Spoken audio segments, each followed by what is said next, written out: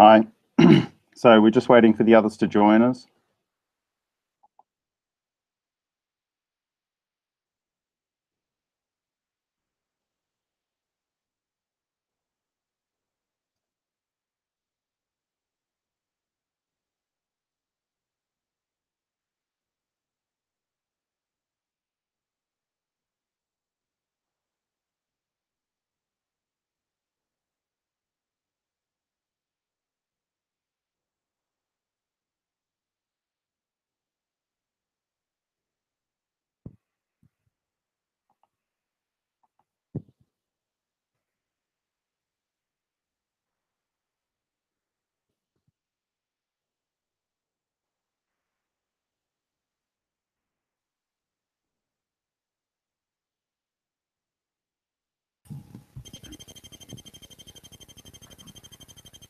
Okay, I've got a bit of a whistle coming from you, Alan. Morning, boss. I've got some whistling noise come from you, like a pulsing noise. You do? Yeah. Okay. I'll take care of that. I think we got... Hey, hello, Ryan. I'm here now. You've got a fancy sweater. Yeah. Yeah, if this gets too intense, I'll just hide.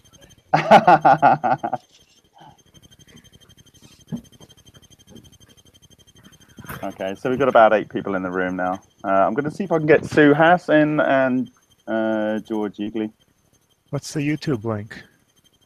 Let me give that to you. Yes, I'll put that in the group chat so you can share that with who you like. If you want David to come into the call, use the link that I gave you via email. Yep, I just sent that to him. Okay, good. I've got an extra screen open here, and I hope it's not making my machine run very slowly. Something's running very slowly. Oh, is it? Am I? Oh, that's me. No, the video's glitching. Not my computer, just me. Okay. Hey, David. Hey, excellent. Long time no see, David. How you doing? Can't hear you. A little bit of lag there. No. I can see you moving your mouth, but I don't hear any words. Alan, you really have got a chirp on your line. I don't hear anything at this end. I know. Let me try rejoining. Stop your audio. All right, we got to post this. Okay, there's no chirping when you kill your audio, so it's some audio issue. Maybe it's your magic sound. That's the one. It's back now? Yeah, it's back now. It's, I don't know, it sounds about 10 hertz or something.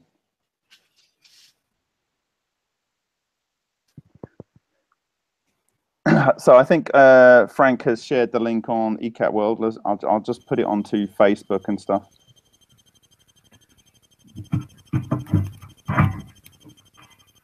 Yeah, yeah.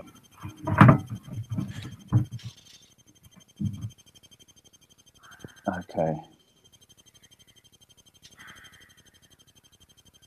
I mean, we are recording this, so for those that want to catch up, and if they're joining us later and they want to catch up or they want to go from the beginning, just rewind and then play on double speed, and then you'll be able to catch up to wherever we are and not have missed anything if you come in late. If you're bored with what you're watching now, we'll be talking about the useful stuff later when a few more people are here and the technical issues are over. But we did a test yesterday and I think we should be okay.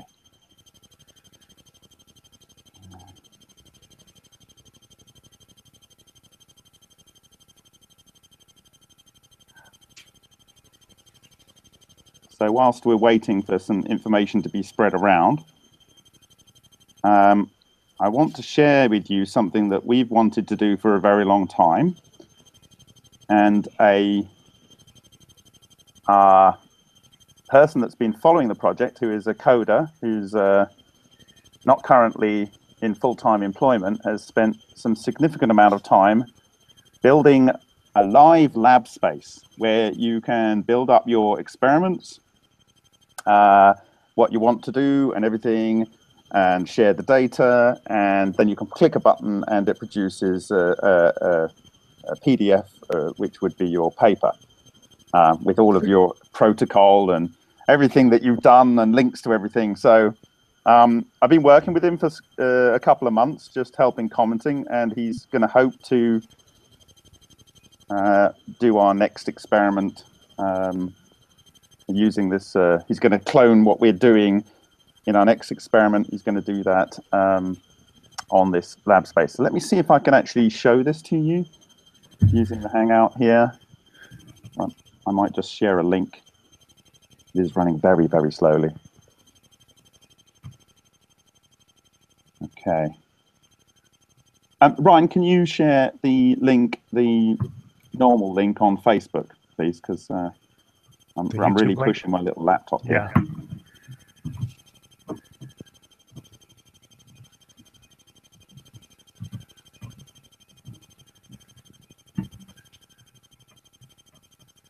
Okay, so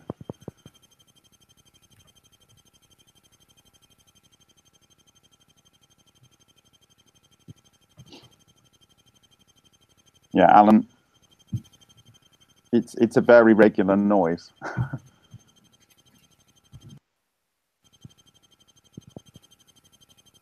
Is it there now? It's definitely there. I think maybe if you just Okay. Let me mute the mic again. If it goes away, then it's my problem. okay. Yeah, there's no noise at all when you're not got your mic on. I don't even see where to make a post. Oh, it's annoying, isn't it? It's a little section at the top or something where you can do it now. Yeah, Facebook's got a little bit annoying like that. Okay, for those that are in the room and want to know what this is about, the call is really to ask the question, do we really, really want to see the new fire? And there's going to be some very detailed context as to why that question is being asked today. And it is in relation to tests we've done, but also the history of the new fire and the up-and-coming test in India. So that's just to give people the heads up. And I'm going to try and see if I can actually get this link so that you can see it. Dear. Right, let me. Whenever I go to the other page, it kind of like goes at a snail's pace. Okay. Now everyone's gone quiet. I'm here. Okay. So why am I not seeing? Where you share? Oh, there we go. Let's try and screen share. Wow, I press a button and I have to wait like 3 minutes for it to do something. It's like I'm using a 386.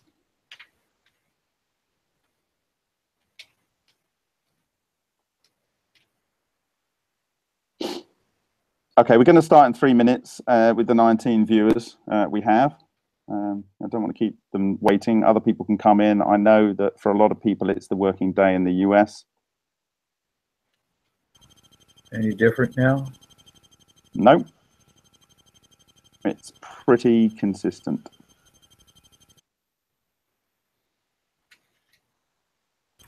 It's very strange because this is the same setup that I use for my live streaming to ABC Sports, and they've never complained about it. So.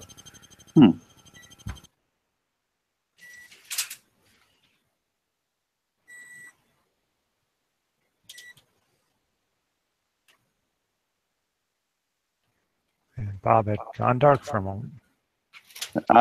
It might be trying to share this window that I'm trying to share. Wow, it's so slow. You got the URL? You can post that in the comments. or the sidebar? Yeah, I can do. So I think, but we need to share it on Facebook. But I'll give it to you because I think you've got some less stressed computer there. So I'll put it in the chat box here. So Ryan, could you keep abreast of the questions that are on Facebook, or not on Facebook, on the YouTube stream? Yep, I got it open. Okay, excellent. Okay, so I've given you the link there to the sandbox. People can see a video of roughly what the chap is trying to do. And it is a long-term ambition of the project to create a place like this. And the idea is it would be kind of like a model like GitHub, where people that are doing free experiments could do, have a lab space for free, and people that are doing things that are closed maybe have to pay something, and that cross-subsidizes the whole platform. So that link is in there. Okay. So why I have got you here today is we, as you know, had the opportunity, or rather I had the opportunity after my presentation in Mumbai to meet with Suhas Ralkar, and he showed me his technology. At the same time, actually, he showed me some of the equipment, what the equipment can do for practical applications. And one of those applications was either cleaning rebar or cleaning tubes. Now, these tubes were for a company that produces heat exchangers for nuclear reactors, and they have some contamination on these special tubes that can carry the molten salt in the inside from the manufacturing process. And this needs to be cleaned out because you can't have this contamination in the tubes for them to work effectively. So he was working on a deal with them. But what he had decided, having spent about $1 million developing the LENR technology, he believed that he was at a stage where he wanted to move on from his ultrasonics business and just focus on the LENR technology. And so he felt he didn't need such a big space and this, that, and the other. And for whatever reason, after 40 years and approaching his mid-70s, he thought he would shut down his business. That was before I met him, and that decision had been made. Then I saw his things, I reported on his things, and we've been working together, and we planned to go over and do some testing of his reactor. And that was being set up, and then I got a notification to say, hold on a minute. And so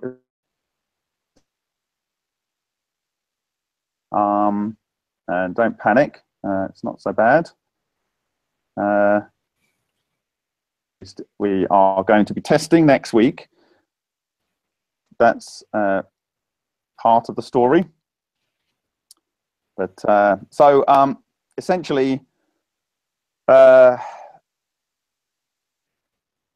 so he was shutting down the company, so he didn't have the stress of all of the associated side of that.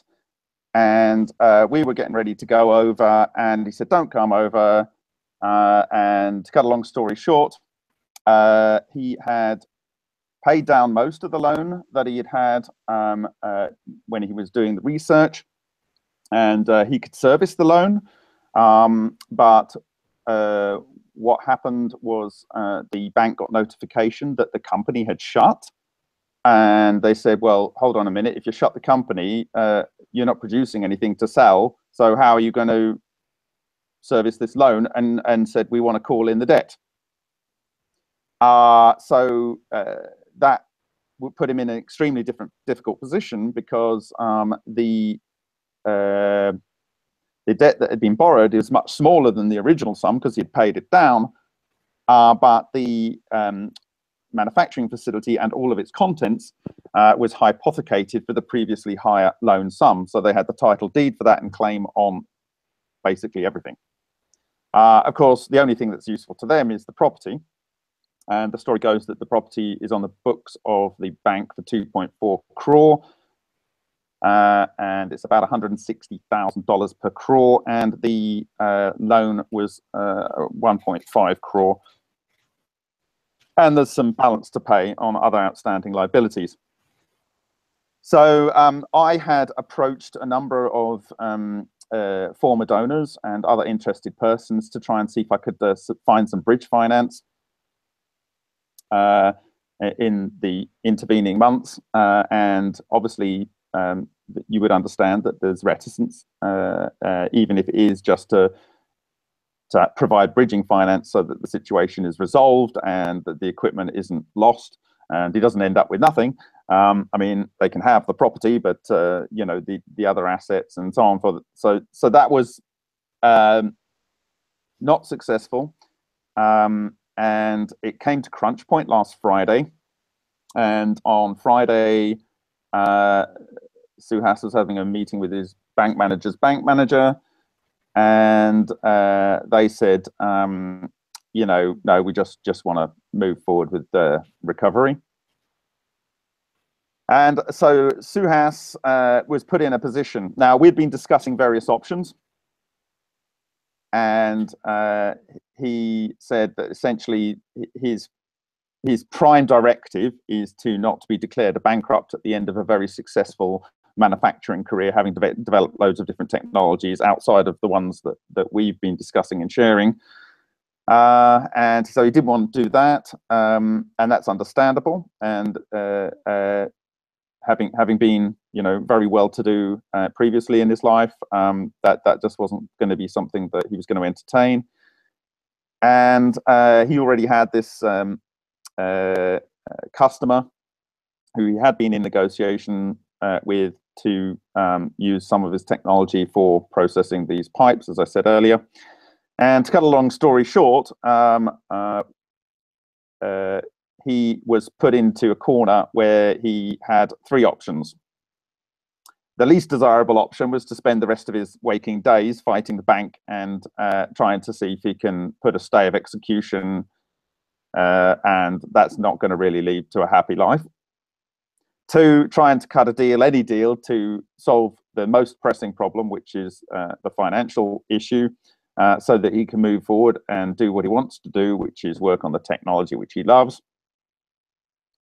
And the first option is to keep it open, and if we could find a way as a project to facilitate that, so that he would be able to continue working and developing the technology, not lose it, and so forth. Anyway, happened over the weekend and the early part of this week. He was presented, and there's an offer on the table. Offer will close on the end of this month.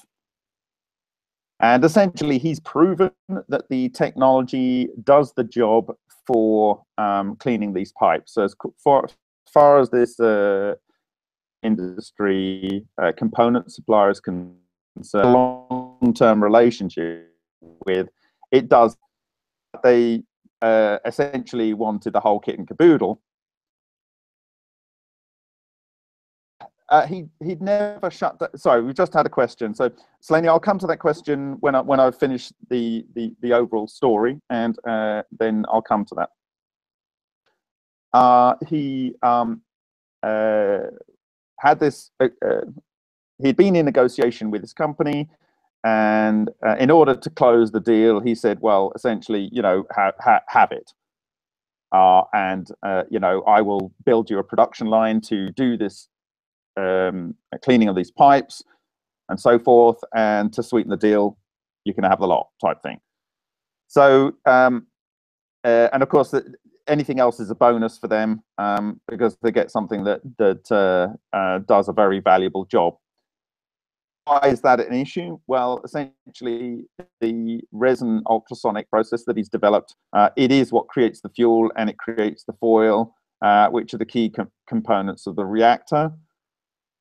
and therefore, in his consideration, you can't separate the two. And of course, if the deal goes ahead, and for him, and it's a deal that had relations because he sorted his own problem out, and he's done it with honor.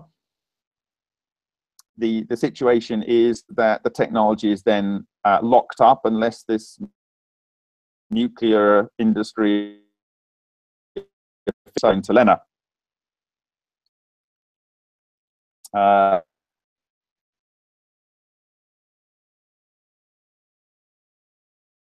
We're proposing. We are going out and doing something, and what we're asking the community is how this technology. If you really want it, I think we may be able to find it within ourselves, within our community, to be able to deliver. One of my screens here because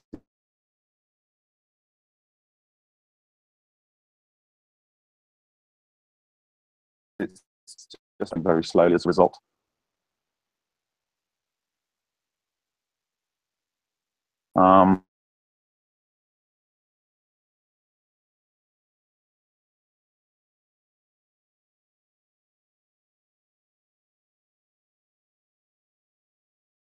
Now, can people still hear me? We were not getting much of that. I don't know how about you, David. Okay. Alan, can you got good bandwidth? You didn't get much of what I said. Not for the last couple minutes. Oh no! All right. Okay. Can you hear me clearly now? Yeah, but it was pretty choppy at this end. Oh dear. Okay. Well, hopefully it's going to be better because I've killed the other screen now. I think you can see the movements a bit faster now. Okay. Where did I get to? And it was still intelligible.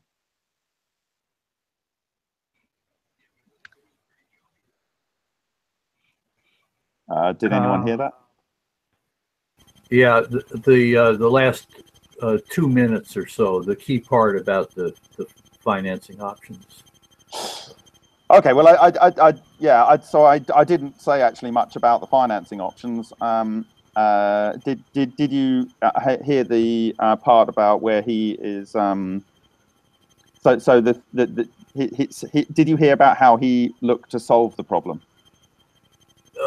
That's where it started to break up. Okay, so the key part to repeat is the fact that the deal that he made requires him to give up the whole package. Yes, essentially the technology that cleans the pipes is the same technology that produces the fuel and the foil, which are the key components of the reactor technology. So this is resonant ultrasonic plasma, hydrogen plasma, and it creates the resonant ultrasonic bubble ion implantation technology, which he refers to it as, which as far as I understand it, is kind of cavitation. The reentrant jet forces in charge clusters or plasmoids, and that gets knocked in and it gets stored in the material. But whatever, if it works, then we'll know something along those lines next week. It certainly works as far as this company is concerned because it produces the cleaned pipes, and so anything they get on top of that is a bonus. Now, just to reiterate, Suhas essentially just wants, at this stage, the priority is to clear the debt and it to be able to continue to work. And then the second priority is to try and have it open, which is what he was committed to. So I just went on to kind of like a philosophical point of view before I go on to the kind of financing options that we could suggest. So that was, I was trying to raise about 2 million a couple of years back, and I spent $90,000 of my own money and 9 months of my time, and I flew people to different countries and met government people and so on. And this guy was pretty wise, and he was also from Singapore, and it's the same nationality of the person that is at the moment got the offer on the table that will be concluded in the end of the month. And he said to me once on a yacht in the Thames, he says, Bob, a fool builds a business, a wise man buys one. And that is an absolute piece of genius. And the reason I'm saying that is because having built businesses, I know how hard it is, and I know how likely they are to fail. And even if you're trying to make a technology, it's incredible the number of failures you get before you get a success. And even when you've got a success, you're a failure because someone else has got a better success than your success. So if you look at the whole history of Lena, you've got a lot of people like Norris Peary who've dedicated 27 years of their life and a vast proportion of their income into developing something, and they're right at the point and they're struck down. Or, you know, someone comes in with a legal suit, or someone comes in with this. But even when that doesn't happen, if you get 1,000 people over the last century, and in real terms, they've all spent $1 million, you've had $1 billion spent on this, and we haven't still got a solution. Okay? So if you do have a solution, and you're able to find the money at $320,000 is what we're talking about, you're buying what Suhas put in, about $1 million. And you're buying into or facilitating something which is the effort of $1 billion, if you know what I mean, of hard. And the natural size of a Lena inventor organization is one. The rest of the people are there following that person. I mean, you look at Godez, you look at Piantelli, you look at Suhas, you look at Peary, you look at, it doesn't matter. You basically got one person who's got it in their head the whole time. They're trying to problem solve, and the other people facilitate that. And there's a few people around them that are on a job. And Randall Mills, many examples. It almost doesn't matter. So there's an inherent risk there. So these people are very precious. And from what I've seen and shared with you guys, with the foil, with the production of precious metals in there, seemingly, and those same kind of outcomes have been observed in previous experiments. What I haven't had a chance to share with you is the first testing of the ash and the fuel. We did find some small contamination. I have shared this with you in the titanium. There was a little bit of copper and some little bit of lead in there. However, in the ash, we are seeing essentially George Osler reactions products. These have been observed by Tom Claytor. They've been observed by University of Missouri. They've been observed by Bockris. They've been observed by Quantum Rabbit. They've been observed by so many people. And those reactions, when you look at Bolotov from 1956, or the recent replication by, I can't remember, but another Russian, but in the 2000s, and a couple of years ago by the Indians, and the recent work by Bajatov and Parkhomov in terms of these electric arcs, they're seeing this sort of between 5 and 8 COP. This is the kind of figure that they're getting. And Suhas is claiming that he's getting an 8 COP. And what you're looking at is the reaction products that come from this reaction.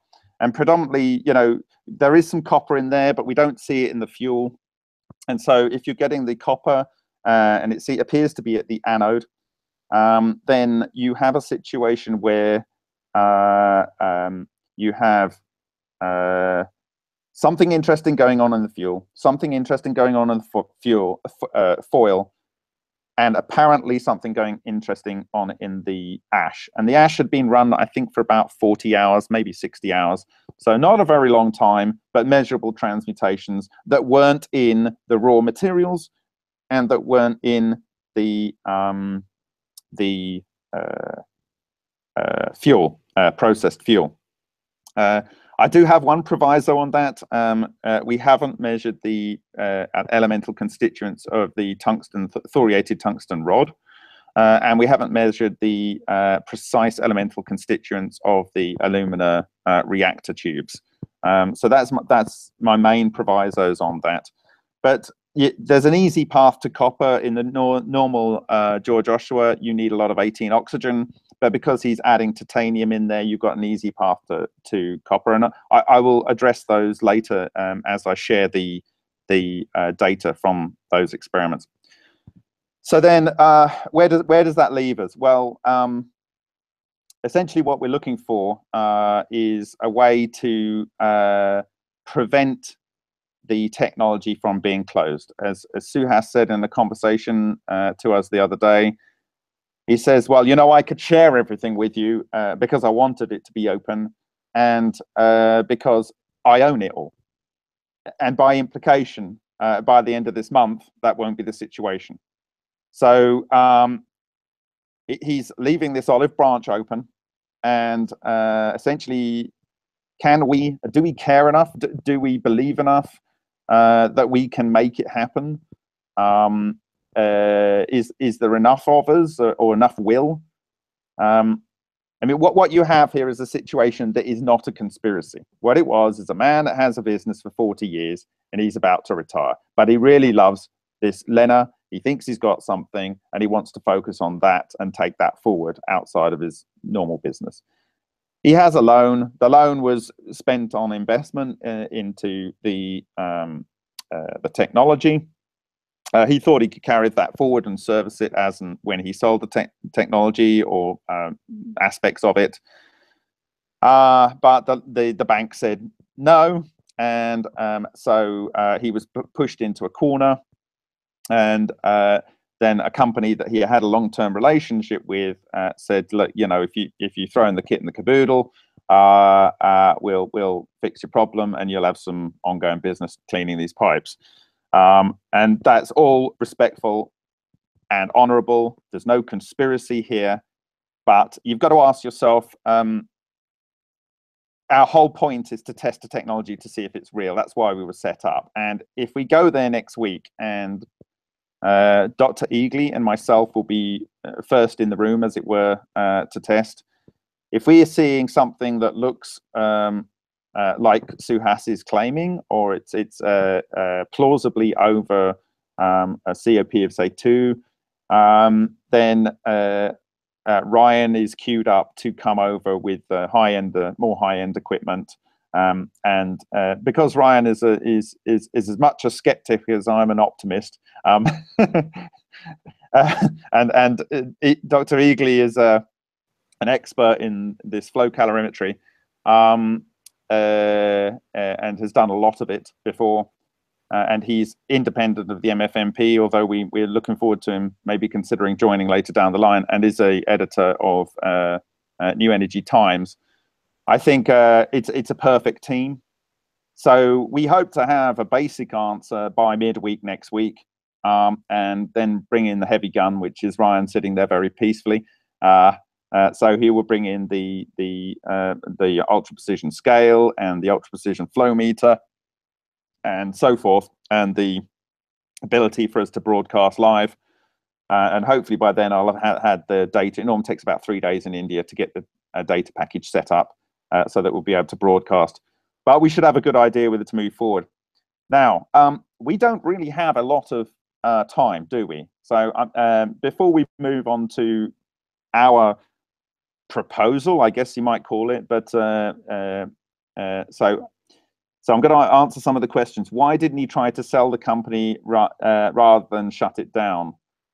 He was hoping to sell the technology. And the company would need to be a going concern, Slaney, and I've seen these kind of business sales before. What they expect in the sale of a company is for key people in that company to stay on. And if the key person is Suhas Ralkar, he's not really being able to retire, is he? He's having to stay on for, and typically these agreements where you have to stay on for 5 years, and he's 75 now, so he would have to work till he's 80, and it wouldn't be his choice. You know, he's been running a company to his own tune, and suddenly for the last 5 years of the company's existence, he's basically got to sit in there and sing someone else's song. So I understand. I don't know whether he has a different opinion, but I've seen these kind of situations before. And really, the technology, once it's delivered, it's fairly self-explanatory.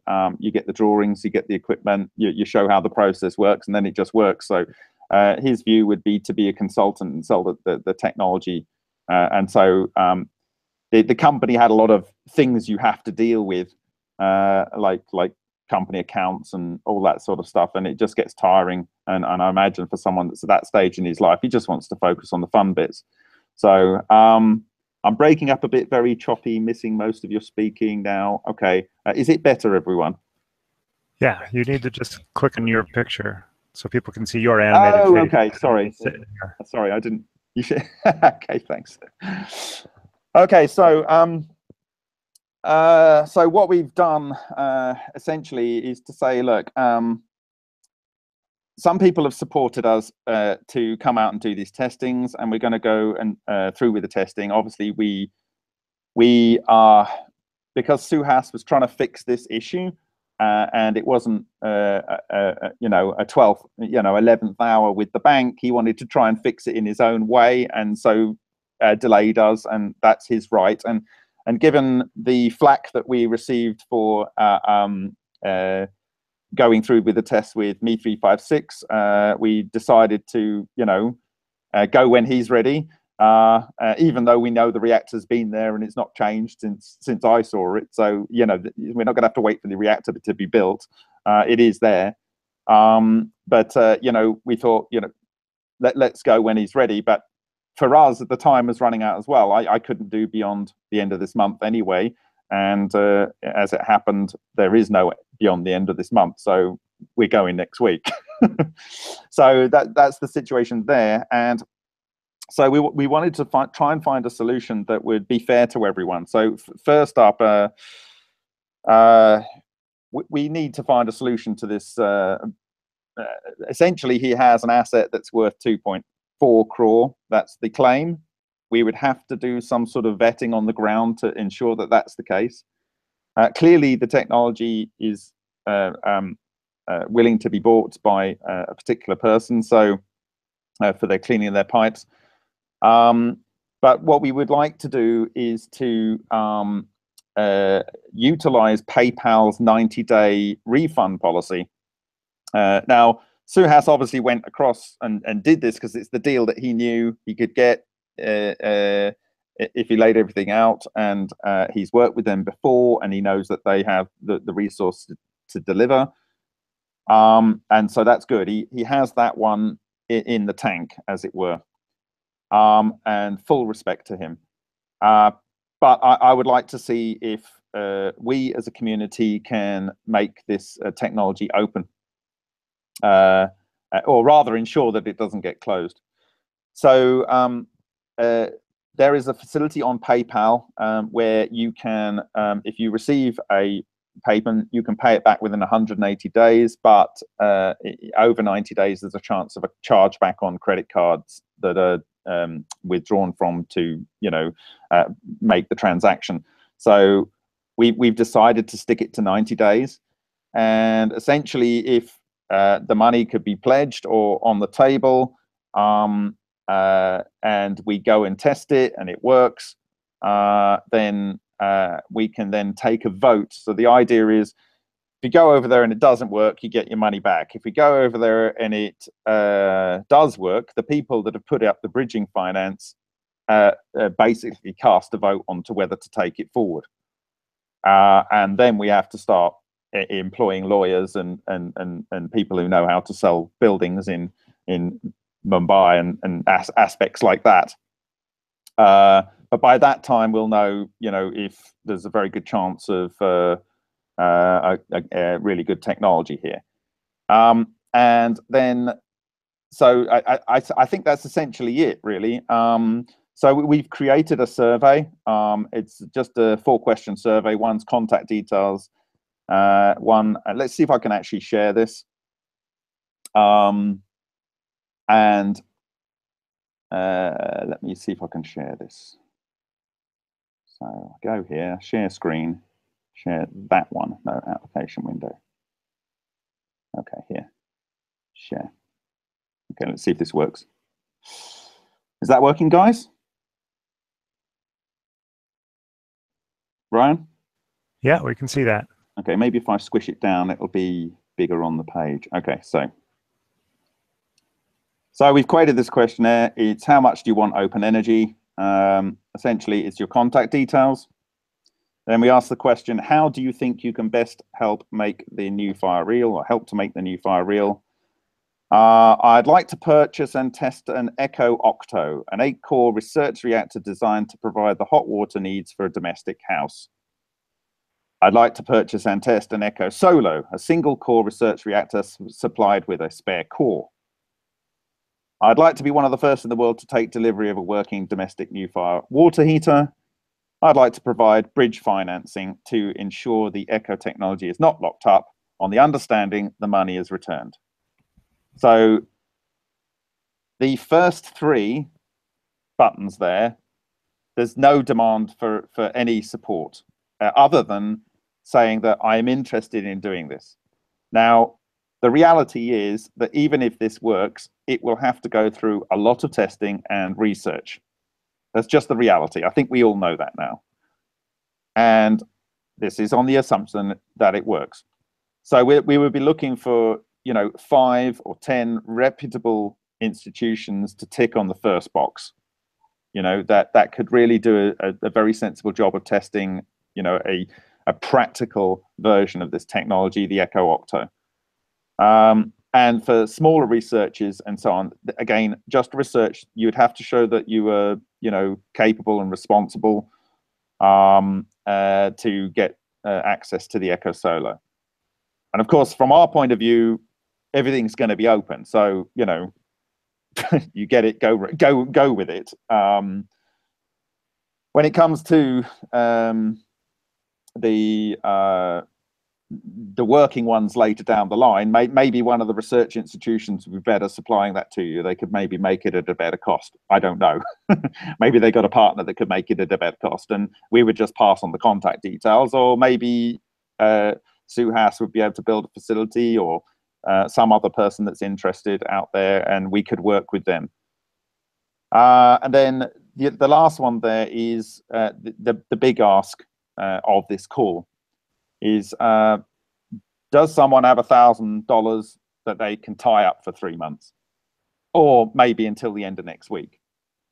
Do you have $10,000? I don't know. I know I've put in about 30,000 of my own debt into supporting this project. That's where I am currently. And so I don't actually have the money. I have time, and I'm going to be spending, as I have been, and I'm going to be spending time next week, time I can't get back, doing the testing, just as Alan and Ryan did when we went to Europe and spent a couple of weeks there preparing for and testing Me356's reactor. That's something that gave us good experience for this upcoming test. So the last question here really is, if you can help provide bridge financing on the understanding the money is returned inside 3 months, how much could you put forward? And basically it's 1,000 up to 100,000. It's just, Suhas doesn't think that we can do it. I don't know. I don't know. Maybe we can't. But as I said to you earlier, there could be $1 billion over the last 117 years or 120 years being spent by various researchers and large chunks of their life to get technology into a position where it's either gets shut down, or the inventor dies, or it just gets locked up, or there's a legal case or whatever. If this works next week, in my opinion, it's the best chance we have of seeing this technology open. I've not seen a better one, and I've been looking really hard, and I'm sure you have.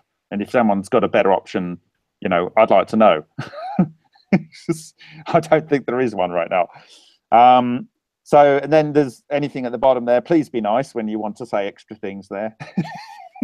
It is an open-ended question. So the reason we're asking for people to sign, to tick these 3 boxes here, is to say, well, if we go ahead, we get the bridge financing. They're currently in the situation, and I'm going to switch off this and stop this. Can I share that link, Bob? Yes, share it. Yeah, you can go right ahead and start chucking into that your details. So the reason I asked the first 3 questions there is that what you might find so currently Suhas is in a position where at the end of this month he's not going to be able to share his technology, right? And that's it. So, and hopefully we'll know whether it works or not. But it's just an interesting thing, and then someone else owns it, and that might be the end of it.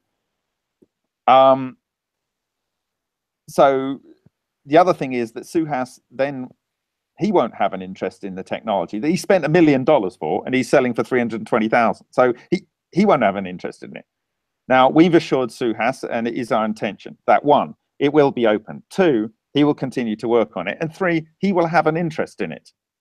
So we hope that we can come up with, as a community, with a better deal for him. And so that we can ensure that it's open. Now, the other 3 questions there are, once the thing's on the table and it works, and our deal is better, the company still gets to clean their pipes, Suhas can still fulfill that contract to build that production line, and so on. So that's everyone's happy from there. But you're still going to need some financing for producing and ongoing research, and that would be what the other 3 questions there are for.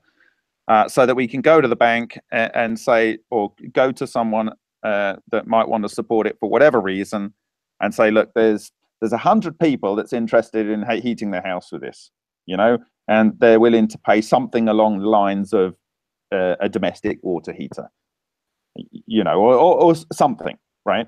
And we can gauge those answers later down the line, but so that we have a fund where we can take it from, you know, 0, which is not 0. If it works next week, it's definitely not 0. It's a long way beyond 0. So it's kind of like, we can take it from 80% to 100%. Let's put it like that. The most difficult thing will always be certification. But as I say, if the technology is open, then, you know, that leads to other opportunities. That's all I need to say there. Now, I want to make science fiction science reality. Okay. And I've been looking after something for about just over over 30 years. I think I got it when I was 13. I'm 35. Sorry, 45. Well, I'm 45 in a few months' time. And the last time I auctioned this item, I was on my way here to live in the Czech Republic. It was 2007. And the auction got shut down by Lucasfilm.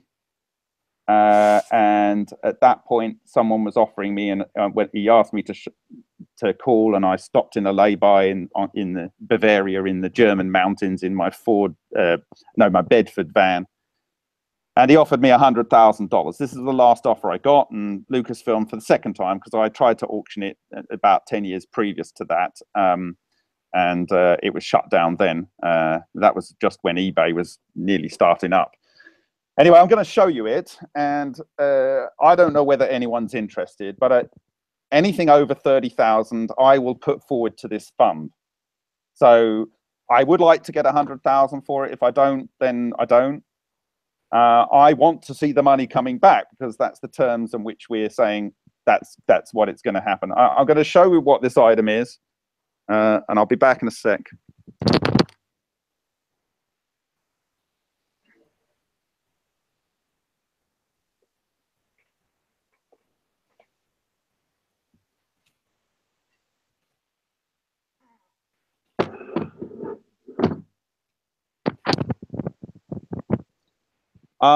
When I was 13, I had a 2-week summer job clearing out John Frost Scenery Limited, the father of my friend at school.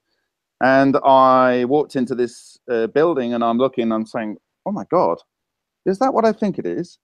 And they said, yes. Is that what I think it is? Yes. And essentially, I threw away the molds for R2-D2, for all of the inside of the Millennium Falcon. I got molds for the original prototypes for the aliens, for Alien 1. I got gold bars, which were stolen from me, from the really original Italian job, production photos from Apocalypse Now, you name it. But what I saw on the vacuum form table intrigued me most. And when I saw it, I said, is that the molds for the Stormtroopers? And he goes, yeah. I said, where's Darth Vader? bearing in mind this was a long time ago, and you know, I'm 13. It really wasn't a big thing back then for film memorabilia. It's this film that made film memorabilia a big thing. And anyway, they said that it'd gone out on the skip that I saw when I was coming in with my father. Anyway, I managed to convince my father to come up and collect some of the other material, just the sort of sheets of metal and polycarbonate, so that I could get some stuff on the back of his lorry. And one of them was the full body armor set with the original armor set for the stormtroopers, which my parents threw away. And what I have here is Andrew Ainsworth made this, and it is the mold. He says that it's been used, but and it's definitely got cut marks on it. And he made this in the early 80s. And I have a video of Andrew Ainsworth corroborating this that I took when I visited him at Shepperton Studios about 6 years ago. I wanted to run a documentary about my whole story on this. Essentially, what I'm asking is to make science fiction into science reality. If someone wants this, I am asking a big ask, but I want to make that money after I've cleared my debts of 30,000. I want to make that money be a chunk of the money that goes into this fund. You know, if we can't make the whole fund, then it's not going to go anyway. And if it doesn't work, it's not going to go anyway, and so on. But this is a real thing. I don't have any money to put into the fund right now, but I have this if someone's interested in getting something that they know is real. And I haven't even looked at this for more than 10 years. I've just taken it out of the bubble wrap. It's been sitting in my storage since I came to the Czech Republic. In fact, it hasn't been out of a bag since it was in the UK. So anyway, that's my thing. It's a Stormtrooper face mold. It's the most famous mask in film history. With a little bit of repair, it's got all the vacuum holes in there. You can be pulling your own masks. I did have the other bits, but again, my parents threw them away. So that's what I had to do. But I've been mothering this for over 30 years. So that's what I can do. It's not a lot other than going to do the testing next week. Dr. Eagley is going to be joining me, as I said, for those people that are coming in late. And assuming the tests are positive by midweek, I hope Ryan can join us with the high-spec system. I might extend my stay. And there we go. So if I can start taking questions, Ryan, is there anything you want to add to that? Did I miss something that we should be discussing? Or yeah, just to summarize, we have an opportunity to test it. Bob and George Eagley will be going next, or leaving this weekend. But we're not going to say when, because for security reasons. Okay. And they'll be testing it next week. And after that, at this moment, the technology is being sold to a different company to clean pipes, ostensibly. And we're trying to figure out if we can free up or be able to free up the technology that generates the energy, the Leonard side of it. So essentially, so go on. Yeah, the path to that deal is very unclear at the moment. Yeah. We've had about a day or two to come up with this, and we were already ready to go to India. So Suhas has had to act, and Suhas is a Hindu, and Hindus believe in fate. And right now, his fate looks like the technology goes to this company. But I would like to see if we as a community can create a different fate, not only for him, but also for the whole community. If the technology is real, we will know that fairly early on next week. You can already put your name down for however you can pledge support in terms of just, here's my contact details and I'm interested in this. That we can have an understanding of what level of interest there is. And if it doesn't work, the money gets returned. If it does work, we take a vote on whether to go forward. And the idea is that we would gain access to the technology that would then be part owned by the MFMP and by Suhas. He therefore retains ownership. We would ensure that the technology is not locked up and that it moves forward. And then we would look to sell the industrial unit and recover the funds and to return those funds to the people that provided the bridging finance. So can click on your picture. Sorry. Don't blow that. How much is he planning to sell it? That was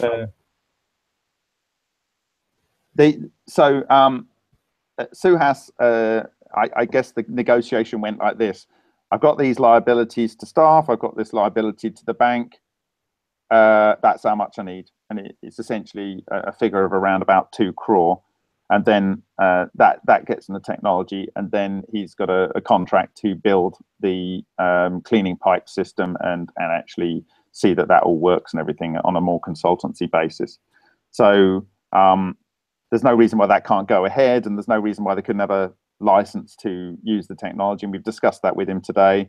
And you know that he doesn't want to let them down. Now they've got a lot of pipes and they need them clean, and his technology works, and it's the only technology they know that works. So that's on the order of, in dollars, the total figure is $320,000. Yeah, it's 2 crore. So if I can raise $100,000 for this mask, someone gets my mask and I'll put $70,000 in.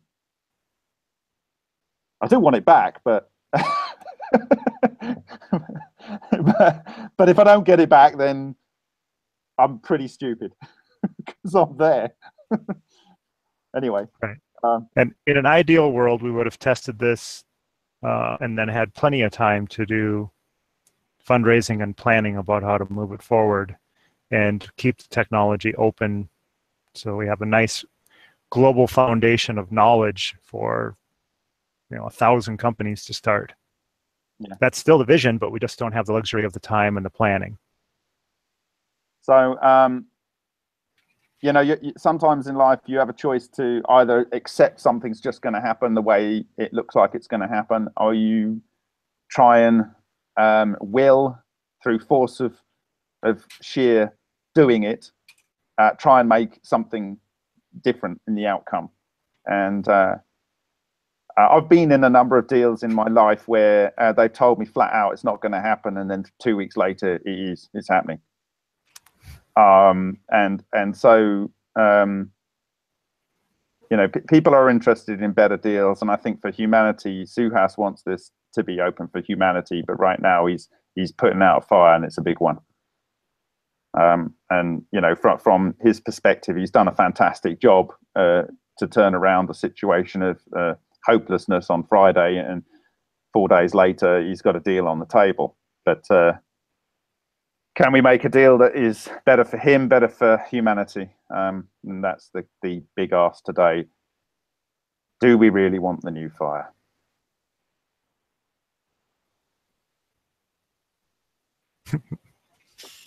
That's really it, really. So questions. It'll probably take about 30 seconds for the end of that to go out. So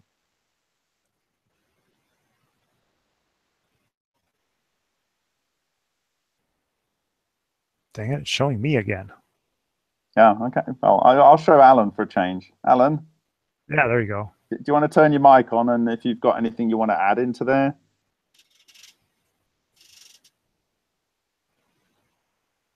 We have a question about what about using one of the crowdfunding platforms? Okay, I can answer that. If we use one of the crowdfunding platforms, firstly, there's a minimum time it has to run. Secondly, you don't get control of the money, so you can send it back. If you use, we've already got it set up on what do you call it? Kickstarter. Kickstarter will take 9% of the money that's coming in. So, it's just, firstly, we couldn't return the money, and we lose 9% of the money in the transaction. On Indiegogo, and thirdly, you have to meet the entire target, otherwise it doesn't go ahead. When it comes to Indiegogo, you can set any target, but then it doesn't really matter if it doesn't reach its target. It's not an option, is it? And again, if you accept the money, you lose the money because they take a chunk of the money. Now, it is true that on PayPal, you will lose a percentage of 3 or 4%. But that's what we have when we come to the question, do we go ahead with this? There is apparently an asset that was 2.4 crore, and there's a loan to pay back and some other sundries that are somewhere between 1.5 and 2 crore. In theory, there is a spread on that in which we can gain back the 4% that needs to be gained back in order to, even if we do a file sale on the property, to gain the money back. But we would need to take some advice on the ground about what the real value of the property is to ensure that that's going to happen, and have legal in place so that we can make a decision that everyone can agree with. You know, having an answer to is it real is going to be probably the biggest thing, and the first thing that we're going to focus on is it producing excess heat. When it comes to yeah, I think that's the biggest question people want answered, essentially. Ryan, go on. You were saying. Yeah. After you get prove that it's real, then you can generate a lot more excitement. But doing that test, getting there, seeing the data, proving that it's at least inspecting and checking to see that it's not anything else. You know, it's not, nobody's fooling us intentionally, no one's fooling us accidentally, to the best of our ability. If we get past that, then we'll have a whole new level of drive, and different doors open up, and who knows, might be swamped with other offers. I think you're right, Brian, and I think it's self-evident, and I think people would appreciate that. If people can show the willingness to be there, then it's not just about actually putting forward the bridging finance. It's actually people really wanting it to happen. If the technology works, and everything's pointing in the right direction that it does, but you know, it might not. That's the reality. But people need to use their collective will and will this to work. You can do wonderful things by willing it, and that you can show what you would like to see happening by answering that questionnaire, and you know, ask yourself, do you want to be a part of making this happen? I can answer blog art questions all day, but I'd really like to see the reality happening. From my point of view, I don't know if you can see behind me, but I spoke with Peter Gluck at the end of last year. Yeah, I'll answer that question in a sec. At the end of last year, I spoke to Peter Gluck, and he was looking and putting the feelers out for someone to take over his role in the community. I'd like to do that, but I'd need to have some oil in, you know, some gas in the tank, and so I want that 70,000 back if I could raise it, or I need to find some way of funding my operation. But I've actually been building a studio here. I don't know if you can see, this is a proper curtain here, and we've got studio lights and so on. So I actually make a YouTube channel and do kind of what Peter Gluck was doing, but having a kind of like a couple of times a week, the news in Lena, and doing interviews and, you know, more of what I've done, tried to do for the community, but to actually try and make it work for my family, rather than being something that they kind of like let me do, which takes a lot of my time. Okay, so answer the question. Are you not just a little bit suspicious of Suhas's situation, the timing, pressure, sounds a bit right at the moment? You know, this situation was a situation, firstly, the tubes were available from day one. Two, you know, he was negotiating that when I met him, and that's even before he showed me the reactor. Yeah, okay, you can find a mark and you can game them and play a long con. Okay, I'm no fool to that, and this is why we're in a situation where let's see if it works, then let's really see if it works, and then let's take a vote on whether we believe the data. there's several places in there to catch or decide whether you want to move forward. From Suhas's point of view, he's got his problem solved. But as much as 2 and a bit months ago, he shared me the paperwork with the bank, and so forth. And so he's always been as open as he's been about the technology. He's been about whatever else is going on. And I, like I said earlier in the call, I tried to work with some donors or philanthropic people to provide the bridging finance in a more controlled way. I'm sure that if Suhas wasn't in this situation, he could get a much better price for just solving the cleaning problem for this customer, customer he's had for a long time. But he's just got to do what he can do to keep his head above water. And as an employer, and also an employer that's worked in India, sometimes some people don't understand this when they're an employee, but as an employer, you will almost put yourself right the way through the floor financially to keep your staff in their job. If you've watched an employee come in, maybe get married, have children or grandchildren or whatever, and they're not a friend sometimes, but they're a part of you, and you feel a sense of duty to them to ensure that they get paid and so on. And from Suhas's point of view, whatever he's got, the people that helped him get there and develop that technology, even if it came from his own mind, they actually did parts of the physical construction. He needs to keep his own honor there, and I understand that. Right, so what have we got now? It says he needs to have more details about the needs. What do we need? Essentially, we need to know that the property that we would gain access to, if the technology is real and we move ahead with the deal, is it worth the amount of money to cover the debt and to cover the other liabilities, so that we can return the money to the people involved. So that's one. Two, obviously none of this happens unless the technology works. And if the technology doesn't work, in terms of it doesn't work when we're there, then it's not a real problem for Suhas, because he already has a solution that will pay his bills. And we can go, well, we tried, Suhas thought he had it, and he doesn't. So what we need right now is $320,000. And that will move the situation from being a situation where the technology gets lost, or we can't guarantee that it'll ever see the light of day. And Suhas also would retain some interest in it. He wouldn't lose any of his own personal rights to it, or that he could pass to his family or do whatever he likes later down the line. He's invested $1 million according to him. And I know how bills can stack up. I mean, I've done some silly things that have cost $55,000, $100,000, and they're nothing like what he's done. So the notion of it costing $1 million is very easy to understand. There are other companies out there that have been trying to develop similar technologies that spend $100 million.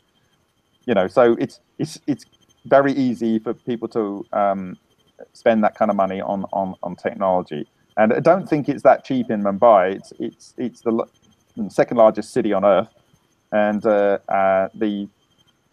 still paying $120 a night for a cheap hotel. So, and that's the location of where his property is.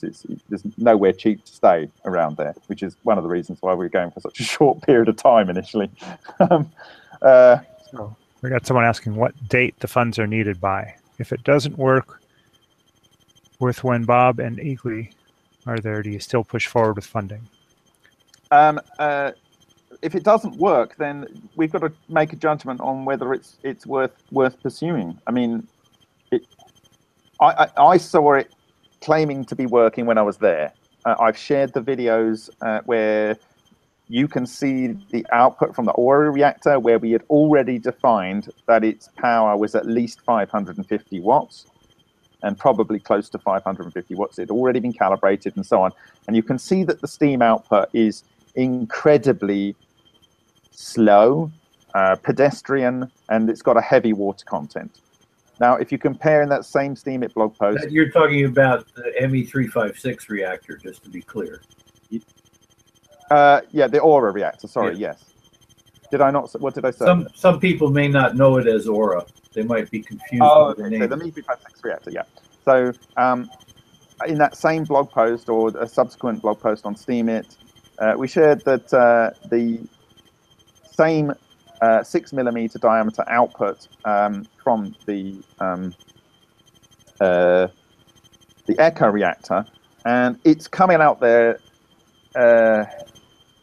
obviously very, very much faster than, in my opinion, and it's only an opinion, twice the input power that we saw in Aura. And it looks, I don't see any water being spat around, and the temperature recorded, and he says that the temperature probe and the pressure probe is in the same location. So the pressure is the correct for the temperature that's being assessed. And the temperature is being assessed at 108 degrees. And at the pressure, which is 200 grams per centimeter squared, or yeah, I think that's right, that water would normally boil at 104.83 or 86 degrees centigrade. So if it's 108 degrees C and they are co-located, those two sensors, ordinarily you would expect that the steam is being superheated, which you would expect that's because there's no water left in it. Now, the first test I'm going to do is take one of our long thermometers and stick it in the output jet and see if it's over 100 degrees C. If it's over 100 degrees C, I'll start considering wiring up the power monitoring, you know, because I think we're on to something really interesting. When the power monitoring reads anything around about a kilowatt, because according to Suhas, the 8 cores take 100 watts each on the 2000 to 2400. Sorry, that's not a bad idea, Thomas, for a blockchain contract. Yeah, that's a pretty good idea. Sorry, just to finish my previous point, it'll either be between 920 to 1080 watts for the input for the reactor is what we've been led to believe. He does use one of the standard power monitors that Ryan has, but Alan actually found that has a pretty good chip in there. And so it should be reasonably accurate. Let's find out whether it is, because we'll have the PC830, we can read the 50th harmonic, and we showed that it was equally as good as the PA1000 in terms of long run. Okay, so Thomas, I wouldn't know how to do a blockchain contract. I know that Ethereum can facilitate these things. That is a way. In fact, I don't even care how the money's on the table. I mean, I don't have any involvement with the US charity. For people in the US, it might be easier that they put the money to the PayPal for the US charity. Therefore, it can be returned in the same way. And if it goes ahead and people decide to leave the money in some way or fashion, then they can claim tax relief. I don't even know how that works. So maybe that's a question we can have. And Thomas, if you've got an idea there, I know you've been a supporter of ours and rightly critical at times when things have been difficult for us. John Watson, what date are the funds needed by? So essentially, we have to have a table and we have to have an offer on the table with an agreement. We have to have an offer on the table and an agreement which is ready to sign before the 31st of July. It's a tough call. It's a really tough call. If I had the money sitting in the bank, I'd draw it out now and go and do it because I wouldn't have to ask anyone else. And I'd still ensure it was open. After confirming it works, of course. Only I'm not going to give some money to someone for a chocolate teapot. But you know. Also put the secret source in the blockchain. Well, of course, what I've been trying to do and move to in February, even before I met Suhas, was that all major findings we put into STEAMIT, which records it in the blockchain. And in fact, you can actually go to our STEAMIT posts and you can there's a site where you can actually track any changes that've been edited, and it's only us that can edit it. The original document with its original wording you can see, and the date stamp. So these can be used for legal records. There's just no way to fake them. Yeah, and so yes, the secret source. I mean, if Suhas has been open with us, the secret source is essentially in the blockchain. But there's several aspects, like absolutely detailed drawings and photographs of the inside of the reactor and all of those stuff that we would want to share at the first opportunity once any deal is made, after we've tested it works. Anything else there, Ryan, at the moment? Yeah, he just added about a possible background check on Suhas. Well, the background check at the moment is he's not paid his loans for a few months. So it's not going to look so great. But yeah, I mean, that's not a bad idea. And I think that's, of course, you'd want to do that as part of due diligence. But he's been able to take loans for much higher degrees. Of course, that's what he said in the past. Yeah. I mean, he really does have ultrasonic things that do a lot of shaking, and he was only expecting to see nickel sulfate, and I think I have recordings that were sanctioned by him of the calls when I revealed the fact that, as much a shock as it was to me, it was more of a shock for the people at the university when they're going, why have you got gold and palladium and silver on here? And they were checking their instruments to see if it worked or not. So, and then I didn't realize, but there's other information in the literature of other people that have observed this in the past. So it's not a surprise for people in the community, but it was a surprise for me because it was my first time, and I was there just to witness watching someone else do the testing. So the exact stuff is there. I mean, we're going to have a raft of sensor equipment like ultrasonic microphones and microwave sensors. So if there's something more going on, we'll have a reasonable chance of catching that. Maybe there's some resonance in the system that's causing something else to go on, which it wouldn't be immediately obvious. And if you change just one nut, it wouldn't work. But if you can see what's coming out, then maybe that would give you a better answer. So we're not about hiding anything, and so that's that. I can't. At no point in my near 5 years in this have we been anywhere close to having this level of openness. I mean, over on the table there, I've got the samples. The table there, I've got the samples which we tested, and we've still got a whole bunch of ash to test. I've done some ash testing, as I spoke to. For those that didn't catch the first part of the call, the ash compared to the fuel compared to the raw materials would look like it's doing George Ossawa reactions. And if you look at the work of Bolotov from 1956, replications in 2000, the work of Bajatov and Parkhomov in these kind of discharge systems, of Bokris, of Ossawa himself, of Quantum Rabbit, the list goes on and on and on. Santilli, these people, they see this silicon forming, this iron forming. And in fact, the test we're doing with Georgi Igli, that reactor, which will be the property of the MFMP, so we'll be able to do this test and change the reactant product, the feedstock materials, and try it. He says over his testing that he's seen the same outputs, the formation of copper and iron and aluminium. So these things appear to be in his ash. You wouldn't normally get copper so much because copper needs to go through a path where you get carbon and oxygen making, I think it's silicon, and then silicon needs to have an 18 oxygen added to it to get to titanium. But because he's got titanium in his fuel already, there's a ready and easy path to get to copper. And there's some copper seen near to his anode, which is expected because that's what you would get if you were having an Adamenko style reaction. And Adamenko is basically like clockwork. You get the electrode, you get the other one, and you go bang, and you're getting your transmutation. So to see measurable transmutations in the fuel that's been run for just 40 or 60 hours, not a long period of time, I think that's really interesting. And I'm going to try and get that data out, and I'm really looking forward when we get back from India, whatever happens in India. I'm really looking forward to coming back from India and testing the rest of the ash.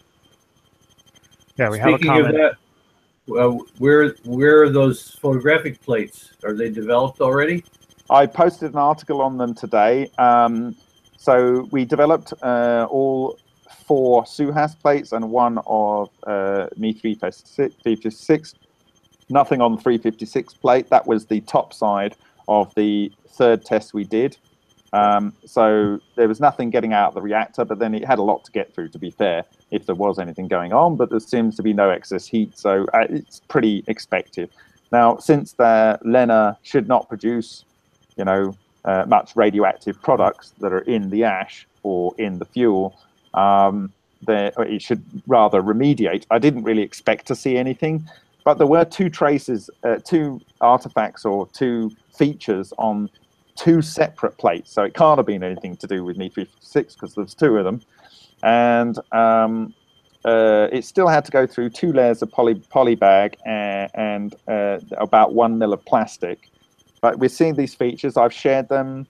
I don't know whether they're tachyons, mushigons, or charge clusters or whatever, or nothing. But the data is there. It's in the blockchain for people to look at. I've shared the 16-bit TIFF files, which I think were scanned at 4,800 DPI. I was referring to the Suhas.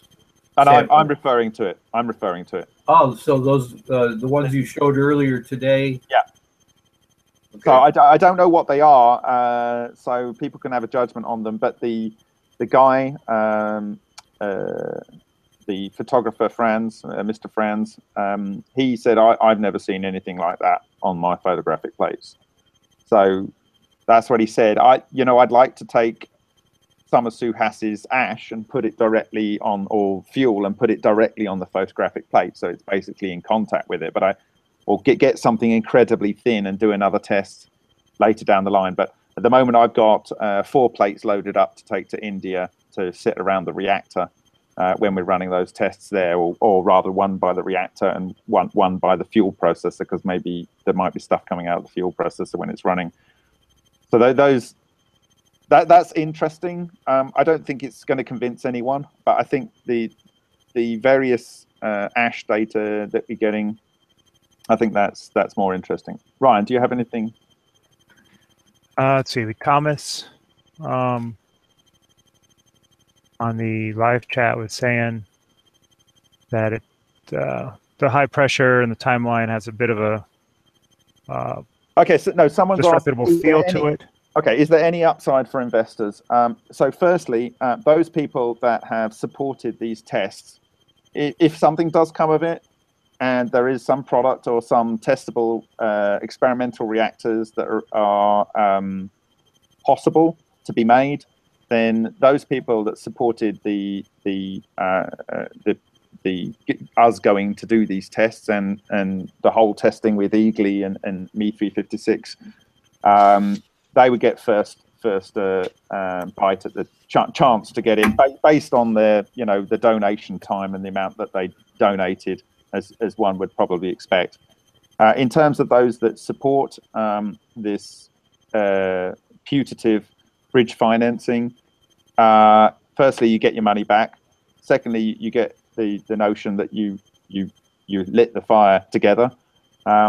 Thirdly, you would then be in the top of the queue for gaining access to the technology, like either a test reactor or, as I was saying, a working reactor later down the line, whenever it's appropriate for you in your capability to step in. And point, the MFMP would need to raise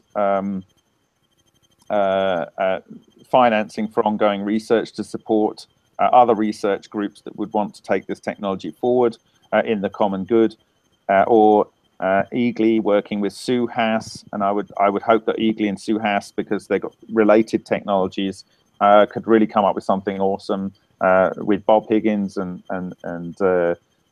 Alan. So to try and accelerate the process, and I was going to say none of us are spring chickens, but I think I'm probably more of a spring chicken than some people on that list. No offense, Alan. None taken. And so the putting your name down but without committing any money is really, really important.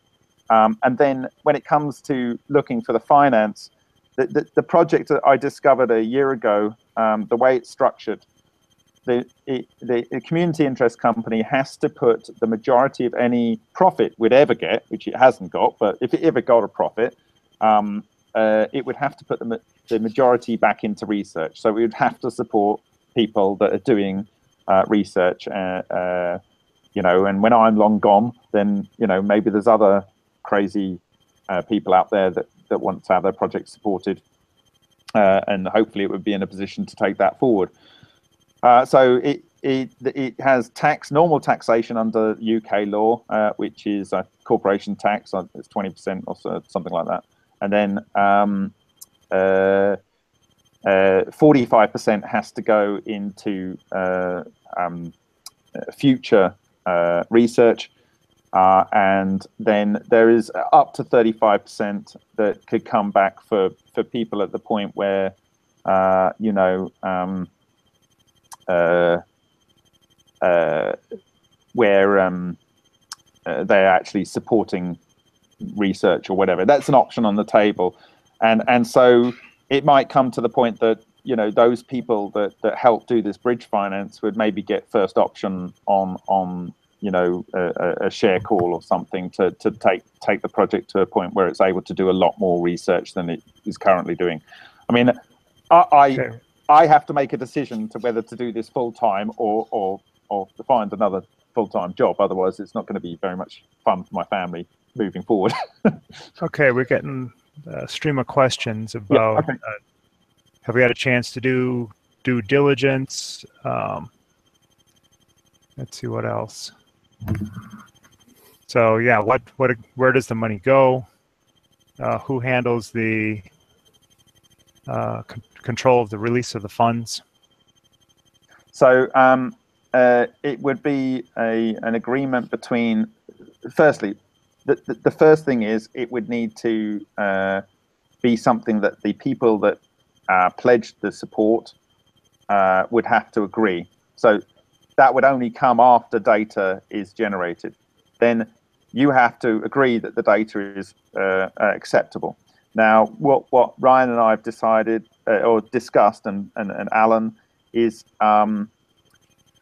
we were putting forward figures that maybe if someone could just support or even has supported to the tune of supporting these tests, and some people have supported over a certain figure. So let's say it was $3,000 or it was $5,000, it was $10,000, and there has been some people that supported at 3,000 level, and there's been some people that support, one person that supported at 10,000 to support these tests, and that was Bobcat. If they wanted to come, we couldn't afford for them to come, but if they wanted to come and Suhas was agreeable, and this is a situation we've had 2 days to think about, the actual situation. We've known something leading up to it, but this is the situation we've known for 2 days. But I would really like not everyone to come over and sit there and get in this very dirty, sweaty lab in Mumbai, but if there was like 5 people that really, really seriously made this happen and wanted to be the independent people on the ground, and of course we might have to vet them as well.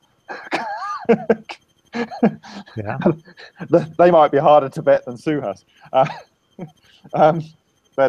Yeah, so I don't know, Ryan, do you have anything to add to that? I know we discussed it. Yeah. What I want to say is that there really is no structure of a deal yet. There's no term sheet, no actual structure other than Bob's discussion with him, where he said if he presented a better deal, yeah, I'd consider it. And so that's where we're at. So we're going to do our due diligence of the technology, our testing, validation that it works and that to our satisfaction, it's not fooling us. And then after that, we start talking about the deals. And Bob's hoping to get and be able to walk in and say, okay, I've got this support from the crowd. We can swing this amount and make it happen. And that's what this discussion is about, is just trying to gauge the support of the crowd. That's what the survey is about, is gauging the support of the crowd. And it's before and after the process, you know, so there's multiple stages that within that. It's about as simple as we can make it. But people have fallen down because they couldn't pay the bills. They couldn't they couldn't deal with the legal issues. They didn't know how to manufacture it. This is not a problem for Suhas. He's built manufacturing plants to do all kinds of things, and his product is not requiring extremely complex electronics. It's not requiring absolutely minute fine things. It's a box, and he says the core is about sort of that big, and it's got you know, it's not overly complex.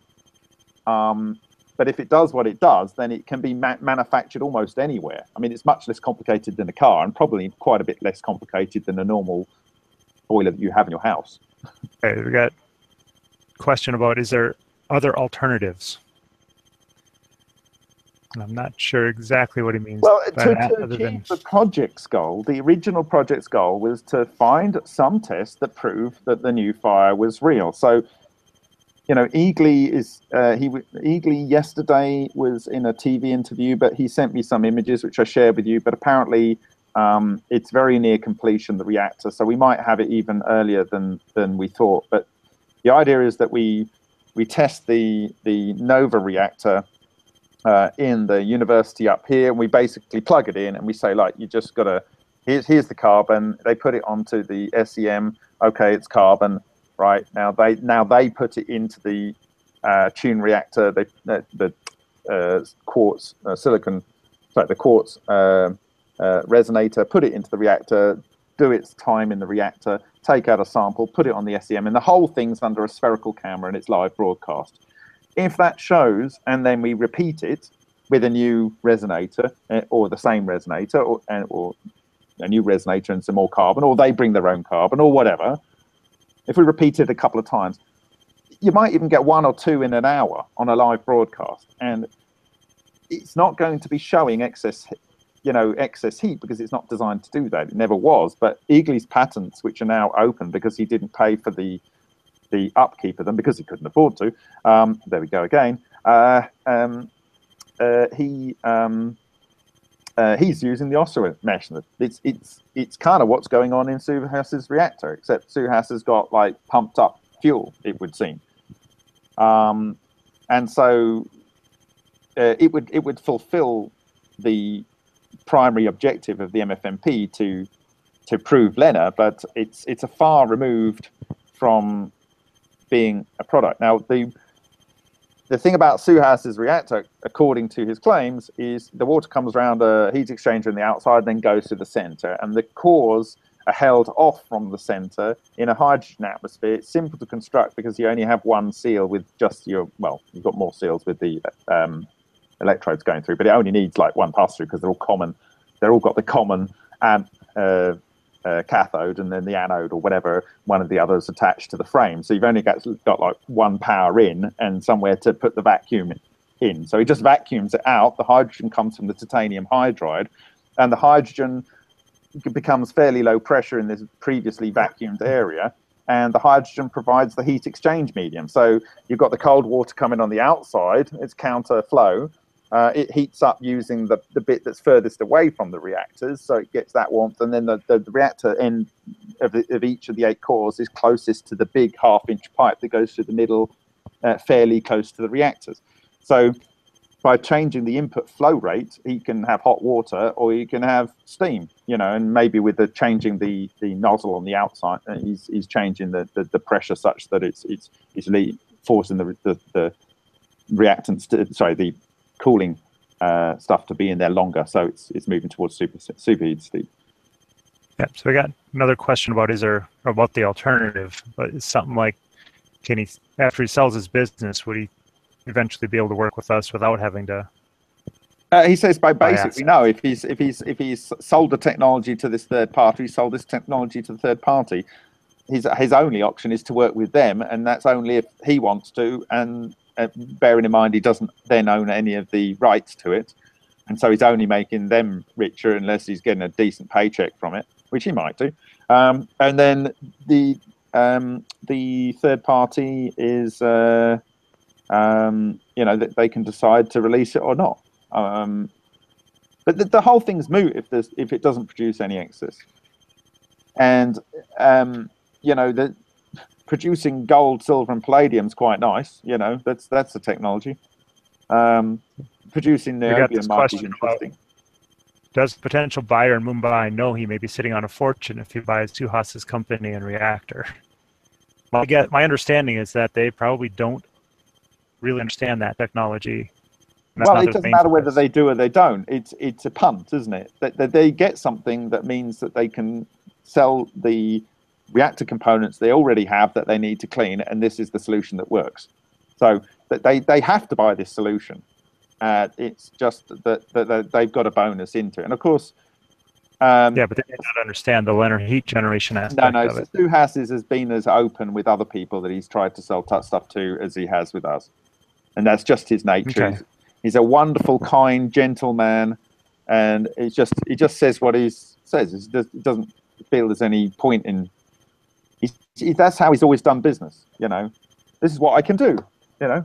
You want a solution, I can make it. There is the option that company could be turned on to developing that technology based on that. Then there is. Do you want to chance it? I don't know. I can guarantee you we will make it open. So do you want to? I mean, how many other companies that have got hold of this kind of technology in the past, or claim to have done, or certainly history says they have done, have then gone ahead and made it all open? Which is, name a few. Not many.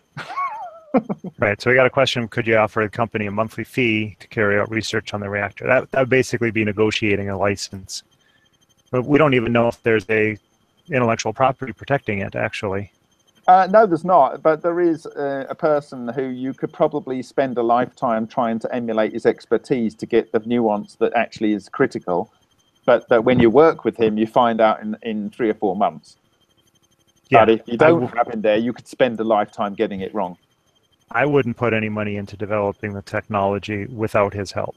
And this is what I've tried replicating before, and it's expensive as heck. This is what I'm saying. One of the first questions was, has he considered selling it? It's like selling the company. Yeah, well, he is. He's just done it effectively with the offers on the table. But the point is this: you wouldn't ever buy something like this without having the key knowledge broker. You just simply wouldn't do it. No one ever does. Like if you're buying a high frequency trading code, you wouldn't buy the code and not have the coder with you for a period locked in, where there's tort law there. He can't go and work for anyone else, and for 5 years he's got to work with you, even if he just sits in a corner and does nothing. This is what companies do. Sometimes they'll buy a company, and the person that developed the technology will sit in the corner and do nothing. They're just not working for anyone else. So we would need to work with him. And so we got a question: would we replicate Suhas's reactor? And the short answer is not without his help. Not without his help, but it was difficult enough to do Chelani's with his help, and I'm sure Ryan will attest to that. And and we spent more than 2 years, and we were finding problems with his control system, and it's all reported and so on. And so our results looked like they were outliers, but in fact we actually had the results, and it just took time to dial it down, and also to understand things that we were doing wrong that he took as something that's so automatic to him that he wouldn't even consider something as important for us to know. And these are the sort of things that you can get from an expert when you're sitting with them and working with them. It's like when I'm working with Alan, he just does things and you think, why is he doing that? And you go, oh yeah, that's why. I'd never have thought of that. Thank you. It's all right, it's true. Go on, Ryan.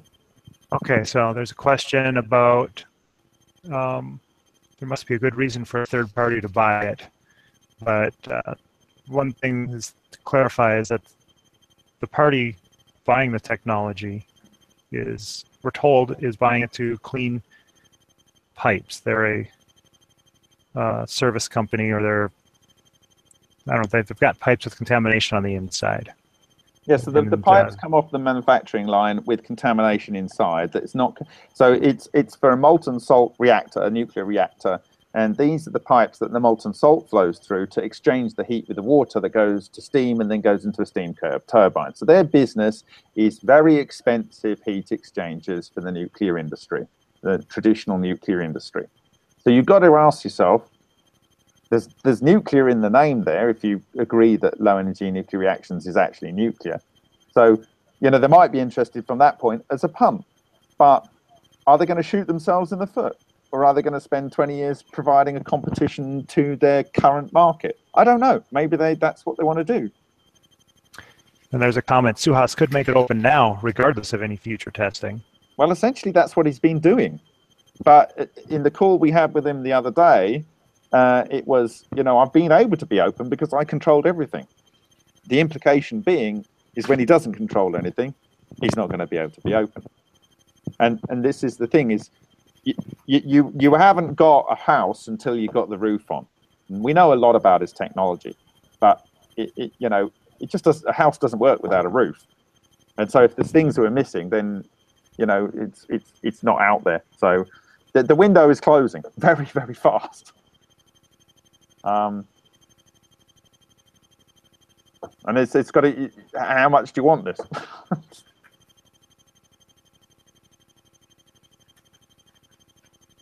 Yep. Anything? Yeah, no more. Oh, okay. We got a question. So Bob, what is honestly your gut feeling about this? My gut feeling is that I saw an interesting thing in his fuel. I saw interesting things in his foil. And having actually witnessed the steam firsthand when I was there coming out of a 9 point whatever mil in a diameter pipe in March or whatever it was, and then seeing Me 356's output at 550 watts, and then seeing the same diameter output at what is claimed to be between 920 and 1080 watts. Unless there is a serious problem with his power monitoring, which is conceivable. This is conceivable. And we'll know very, very quickly because we're going to have top-notch equipment looking at the power monitoring. Or, for some reason, you can have a temperature of 108 degrees C, but it's actually atomized water from ultrasonics. And I'll be able to answer that question within a few minutes of putting a thermometer in the outflow jet. So these are my first niggles.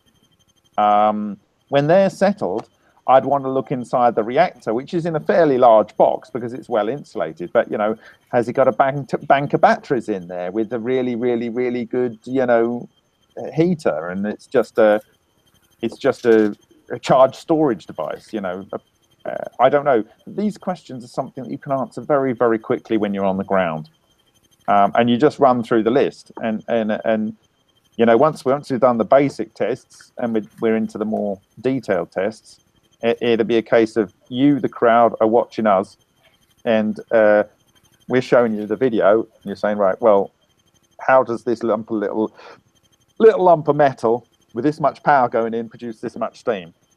And we categorically demonstrated that the Aura reactor that we were presented with, that particular version of the family, did not produce anything.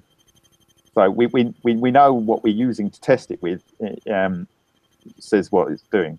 Yeah, Ryan? Yeah, we got a question about thinking if we get positive results, who are we going to tell about this? Well, we're an open organization, and as soon as we get data, we'll be doing whatever we can to get the data out there. The problem with any of these things historically is people have tried to keep it under wraps. You know, as soon as you're trying to keep a secret, you're either a target or you're. It's just all kinds of ways things can go wrong when you're. Yeah. Anyway, you can just look at the history; it's all there. And you're gonna try to do live, near real-time video of your testing, which also makes it impossible to hide whatever the results are. Absolutely, yeah. So I mean, the testing will be our normal mode of testing. Until Ryan gets there, we won't have the full dashboard and everything. But I will try, and even if it's a case of streaming from my phone, and here's the steam, here's the power, there's the pressure, and doing that. If anything, as exotic as India is, visiting India in June is not my, or July is not my. It's hell on earth, preferable. especially if you're in a small room that's producing 108-degree steam. Yes. I mean, it's all right for someone who's Swedish. Maybe we should just get Mats to come over, because they basically live in steam saunas in Sweden, don't they? Mats, why don't you come? if you're listening, Mats, I think people in the community would welcome you. Welcome you coming into the test. Okay, we got a comment saying matching funds would be helpful. Matching funds would be helpful, yes. Yeah. Maybe someone could think about that. Maybe someone could fill in the questionnaire and say, you know, I'm not going to put up my own money until someone else has put some money there and it's demonstrated.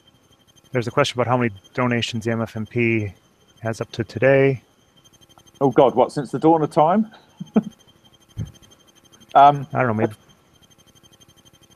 maybe for this project. We have enough money in the bank. I don't know. I think there's about $4,000 in the PayPal account, and I think there's I don't know, 6 to 8, maybe £10,000, maybe, I don't know, but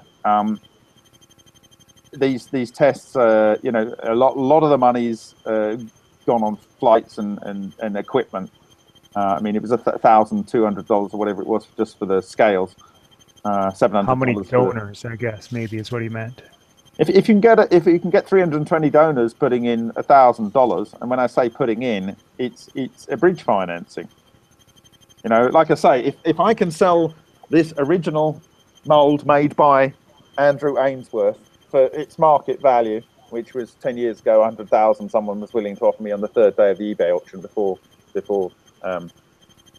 they shut it down, Lucasfilm, and now it's owned by Disney, so they're even worse than Lucasfilm were.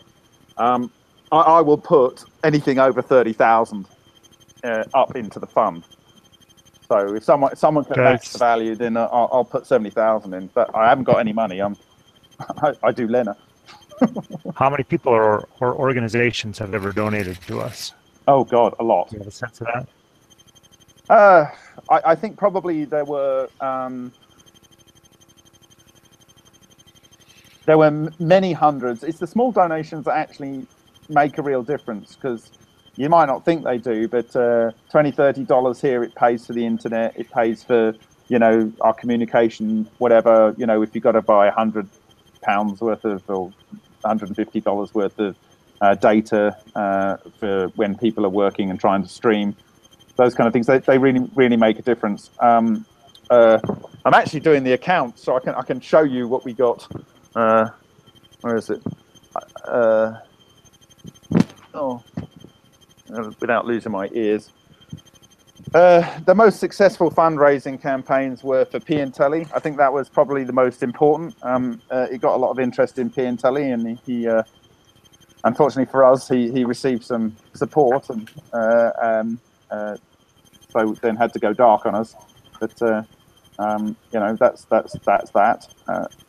Often when you bring attention to people, they get support and then they go dark. In this case, we brought attention to him, but he was already in a situation where he might have to go dark. But you know, that's why you have to move really, really quickly. And there we go. I think probably after that, this testing for Echo, Aura, and Nova is by far the most successful campaign we've run. And I had to turn $50,000 down of personal earnings to be able to raise this money. it doesn't make any sense to me personally. But you know, it's, for me, I can earn money later in my life, and I've earned money previous to this. These opportunities have small windows, and as you can see, this is a very small window, and so it's more important that I at least see whether it's real. For me, I only care whether it's real or not. If it's not real, then at least we're not living a lie. People get really disappointed about this, but it's science. You know, we can all go, yay, we think it works, and have this delusion going on, but that's not helpful to anyone. It's not helpful to Suhas, so, you know, he might as well sit on a beach for the rest of his life if it doesn't work. Rather than going, it really does clean pipes. Yeah, exactly, or clean pipes and get paid for it. Yeah, and not worry about the other stuff. So, go on, is there anything else? Let's see, being in a hurry is never good. I agree with that. What does it cost to keep the owner happy to delay the selling?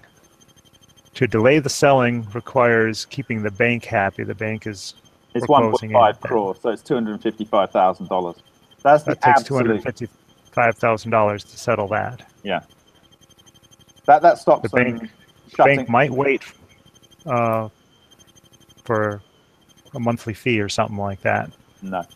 They've been waiting for so long, and there's new rules in India since the demonetization, and because of the demonetization, there's less money moving around in the system, and so they have very fast shutdown rules on non-performing loans. And when I say very fast, Suhas has done pretty well to keep this plate spinning this long. I mean, you know, it was just about when we were originally going to go that we got the full picture. He's kept the plate spinning this long, and full credit to the man. You know, he's found a solution to the immediate problem, but it doesn't really help the wider community, or at least there isn't a clear path to that realization. But again, full credit to him for allowing us to come and test. I mean, that's just respect, absolute respect. We have till the end of the month to try to pull together something, possibly. So that's but by next week after we know for sure if it works. But I mean,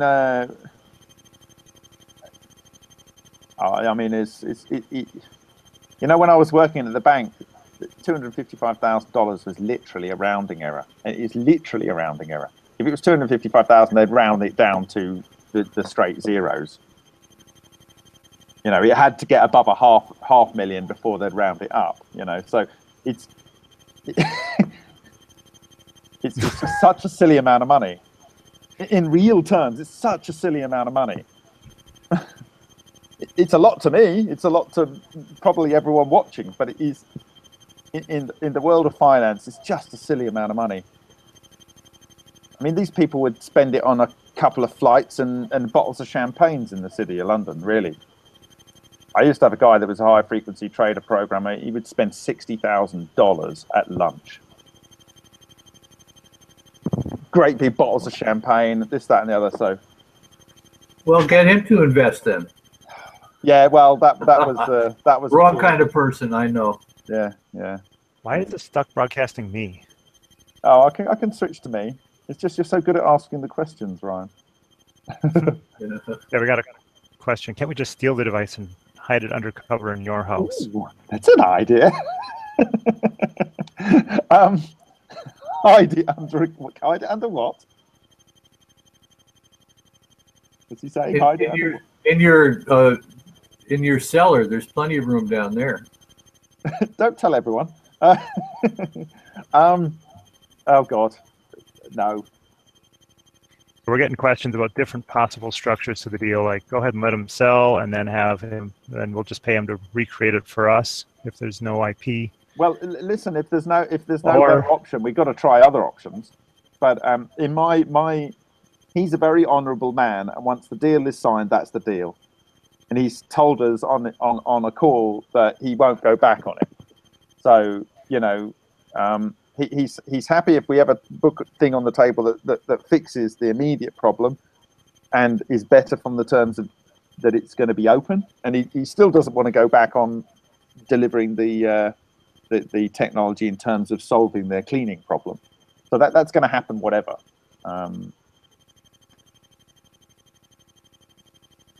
So another suggestion that we buy the company and then sell the pipe cleaning technology to that other company. Well, Ryan, that's an idea that you had, but I think that it wouldn't even be. It'd be a case of, yeah, you can have the pipe cleaning technology, or essentially be a license, because the technology is the same technology that creates the fuel and the foil. So you couldn't sell them that technology. You would sell them a license for the nuclear industry cleaning. But the technology is applicable to all kinds of areas, and he just couldn't get anyone in India to buy it. So, for instance, if you take rebar that comes from the manufacturer, it often gets left around, or it's got rust on it or whatever. And this technology, he can create a system to just strip it down to the metal. And because of the way the plasma ion implantation works, you end up with this kind of magic iron, which takes a long time to rust again. And so he was trying to say, look, there's a lot of steel and concrete structures going up and around the world.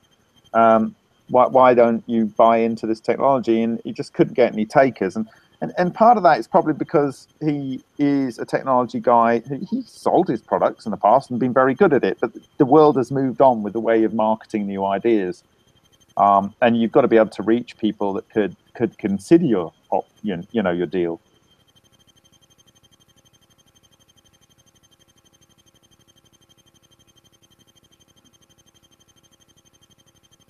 When do you leave tomorrow? I'm not going to disclose that. Okay, sorry. Sometime in the future, then. Sometime in the future that would enable us to do testing in the early part of next week, yes. Good. Sooner the better, I say. It's as soon as possible, because we would be in position to test on Monday.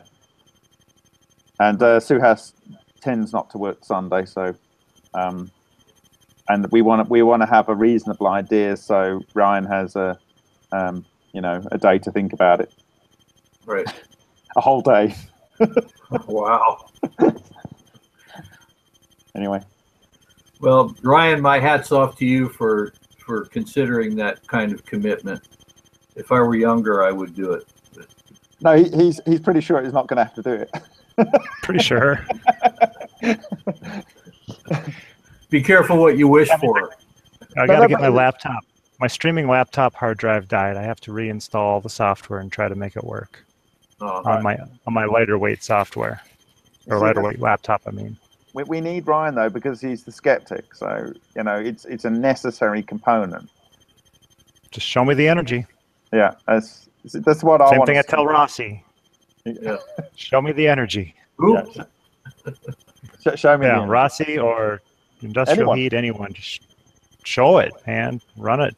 We'll do a live test for you. Yeah, we'll do a live test. Yeah. So go on. Anything else? Anyone else want to ask a question?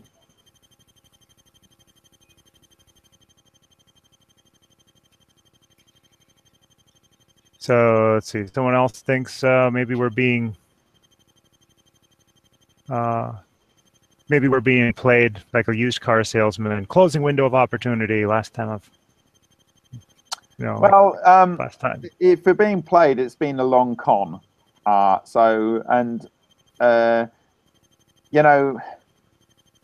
He shared the foil and the part process fuel with me, and I can't see any way he.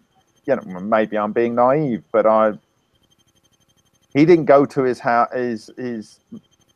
office before I went with him the following morning after I gave the presentation at IIT. We went there. I'm in his office. I'm walking in with him, and then I ask him, because I do, and say, look, have you got any ash or reactor components you can let us analyze? And he just looked around the room on the shelves and just got what he could share. We had there to share. I say you can have this and this and this, and that's what I tested. That's the foil that I tested, and he didn't expect it. It was as much a surprise. He's never had that tested. He hasn't got the means to test it. He has sent samples off to people, and they've never came back with anything. But that won't be the first time that happens. We've done that. we've had people say that they're going to test stuff for us, and you send it to them, and you never hear anything more. So the foil outcome was completely unexpected, and it's not just what the things were; it's the actual structures. You know, the Schauberger spirals, the sort of Adamenko kind of florets. You know, if you were going to fake that, you would have to go to an extreme level of precision to create things that are like florets that have petals that are, you know, 800 nanometers on the petal edge and like 1 micron on the petal width, and it's like, how would you do that? I don't know. And it looks like Adamenko's, you know, anodes exploding, and you've got other elements there that Adamenko sees. I mean, it's just like you'd have to go to extreme lengths, and then you know, people can look at what was on the photographic emulsion, and I don't know, is that something? I don't know, but the expert in developing films for his life, and that's what he does for a living, says he's not seen anything like that on his plates before. So what does that mean? Maybe someone. I had to clarify something here. Yeah. People thinking, okay, we need $300,000 just to acquire the technology, and so we got to clarify that at this point, if we raise that money, that's held and not used until we have a deal that's approved by the people who've submitted it. Yes. That's to put money on the table so that we can walk in and feel confident to be able to do a deal, basically. Suhas does not feel that the community could come up with that money in the time. In fact, actually, he was extremely shocked that we came up with the money as a community to go and do the tests as fast as we did. I mean, it was, he was shocked. He's like, what? You've got the money to do all the tests with all the right equipment? And I said, yes, we're ready to go. So, you know, that was a shock to him. And I said that I don't know, but you have to ask. You definitely don't know if you don't ask. And I don't like having to do this. I think it's very important to emphasize here that the money is not specifically just to acquire the technology. It includes a substantial real estate asset in a high rent area of Mumbai. And we don't have a formal appraisal of the property, but we have some background information that suggests the property is worth considerably more than the value of the loan. Therefore, the people that we hope will fund this endeavor are buying real estate as well as acquiring the technology for the benefit of the public. And because there's underlying real estate, our plan is that the funding will be returned in a fairly short amount of time by way of selling the real estate. After the technology is made safe and Suhas is put in a position where he can continue his research, possibly outside of India, we don't know that, but in any event, the real estate is the underlying asset that makes these donations feasible. And so people shouldn't think of it as just paying some money for a technology that might work. It's actually buying a portion of hard assets, of real estate that has market value that can be recovered. It's a very important distinction. And I'll just add some clarity to that. So Suhas says the bank values the property at 2.4 crore, and the loan is 1.5 crore. It's $160,000 to crore. To 1 crore, and there's some other liabilities like historical staff salaries and just accountants' bills and whatever else. So there's a significant margin. There's even a margin between what the current deal is on the table of about 2 crore and the 2.4 crore for the property. Now, I asked him specifically yesterday, you know, is it more valuable to him that he has the property asset in his hands, or that the technology is open? And he said, it's more important to me that I keep working and that the technology is open.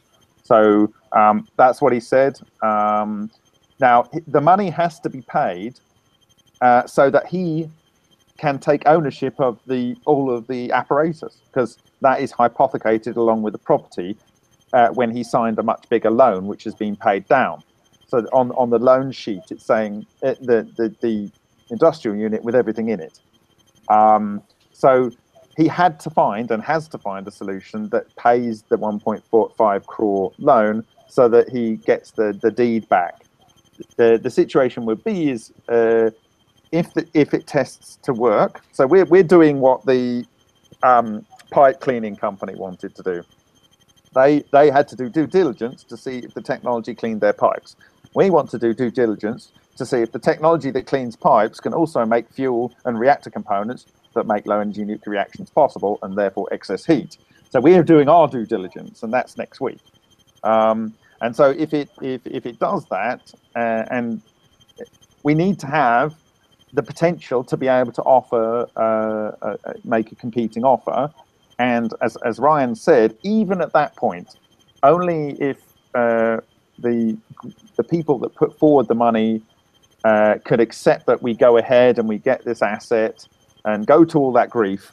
I mean, I don't really want all this grief, to be honest. I don't want it, but I do want this technology to not be locked down. That's what I want. And this is the most realistic thing that I've seen, if it works next week, that I've seen in 5 years and probably my whole life. If it doesn't work, then it's not an issue. People get the money back. And so and what facilitates that is the almost escrow function without paying for it that you get with PayPal. Because we've got a very good standing PayPal account, we can take large donations. They can sit in there, and actually for 180 days, you can pay the money back without loss, unless it's been funded by a credit card, and then there's chargebacks after 90 days. So that's why we're saying we want to stick to 90 days, so we don't get into the chargebacks situation, and we end up losing a bit of the money there. But it's still never going to be as expensive as going through something like Kickstarter, where, as I explained earlier on in the call, you lose 9%, you have to meet your target, then what do you do? Like, if it doesn't work, you're going to lose 9%. So you've got to find 9% over the odds, which is going to be like 27,000 or 35,000. You've got to find £35,000, $35,000 in order to pay everyone back. You don't have to do that with PayPal. So that's the route we're going. Ryan has, that's the best thing that we can come up with in 2 days, by the way. Anything else there, Ryan? Let's see. Someone asking how come we didn't, or how come he didn't sell the property, pay off the debt, move to a cheaper lab. That would be great, but he couldn't afford to bank some of the loan repayments, so he's in default with the loan, and the bank has the deed. So the bank is the person that can sell it unless the loan's paid back. And ordinarily in the loan situation, let's say you mortgage a house or whatever, or you take a second charge on your property, you do a mortgage equity withdrawal, the bank gets charged that's ahead of your right to sell. And you need to sell, like, for instance, if you did a mortgage equity withdrawal or something, you took a second loan against your house and they put a charge against it, you would have to pay off the bank loan, and then you would have to pay off the other loan before you have the right to sell it, if you know what I mean. So, or it all happens at the point of sale. So you have the, anyway, that's what the situation was. So they wanted the loan money back before they hand over the deeds. And he did share the document from the bank with me, showing that. So, unless he's going to a lot of trouble to forge everything, which is not impossible, I know. But someone who can forge that and also forge the formation of pure globules of silver in structures that look like Adamenko's work, I don't know. The guy should be just given awards all round for doing what he's doing, if that's the case. But it doesn't matter. We're going to be testing it on the face value. Does it produce extra heat? Okay, next question. Something about, well, what would unlock the selling lock from the bank? $255,000 is their loan. So they basically called in this is when, so that banks have this policy, and it's a new, and it's a really strong policy now in India. And I tried to explain this earlier, since the demonetization that Modi did last year or whatever. That because there's less money flowing around the system, but this happens in other economies as well.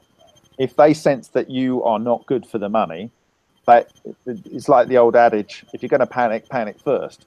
And so the bank says, "I want my money now," because if the guy's got problems and can't pay his bills, you want to make sure that you make your call first. And people don't want to be bankrupt, especially if they don't want to, if they want to go ahead and do other work. You know, even after retirement, they want to go ahead and do other financing and or do other work. They don't want to have that stigma over the top of them, so they will try and find a solution. It's exactly what Suhas did for all of the reasons I've just said. Yeah.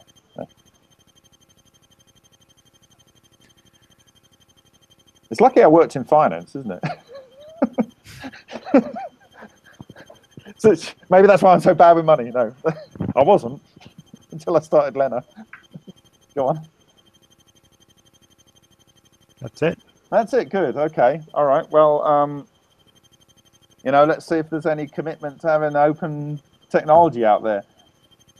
What it doesn't change is that I'm flying to India with Dr. Eagley at some point between now and being able to be there for testing on Monday morning.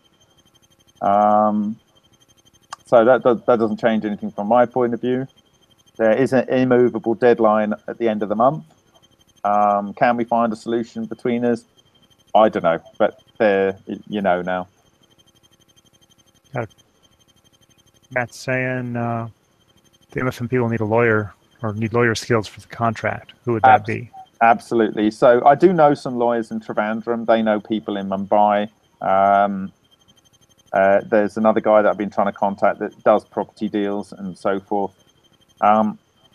These things are a lot easier to fix on the ground. And I think, given the fact that we're only 2 days into trying to find a solution, I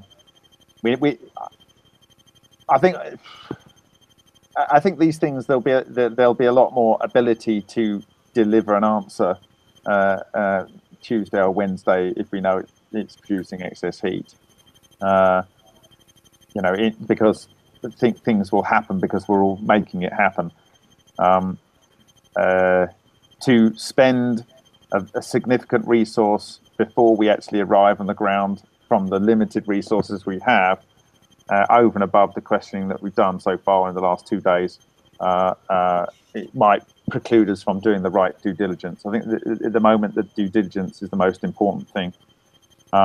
It might not seem like you have a lot of time, but the other offer on the table is only 3 days ahead of us in terms of actually making an offer. Yes, they've been negotiating a contract since at least before I met Suhas. Because the test had already been done for the pipe cleaning then. But yeah, in terms of the actual deal, they're 2 days ahead of us. There we go. Anything else? Oh. And by the way, they're not Survey Monkey link again. The Survey Monkey link is on Facebook. I will put it back in here again. Okay, you're going to put it on. I will put it in the YouTube description as well at the end of the call. I can put it on ECAT World, so forth. So, I mean, I have to reiterate full kudos to Suhas for allowing the test to go ahead. You know, given the fact that I saw it turned on and it was up to speed in 5 minutes, I'm hoping we're not going to have to wait a significant number of days before we can test it. I think having the deal on the table that Suhas has got, he can go to the bank and say, "Look, I've got a solution. So just don't lock the lab." So in that respect, it's helping us. whatever solution we have to have, as I said earlier in the call, that it has to be able to solve the cleaning problem for the pipes.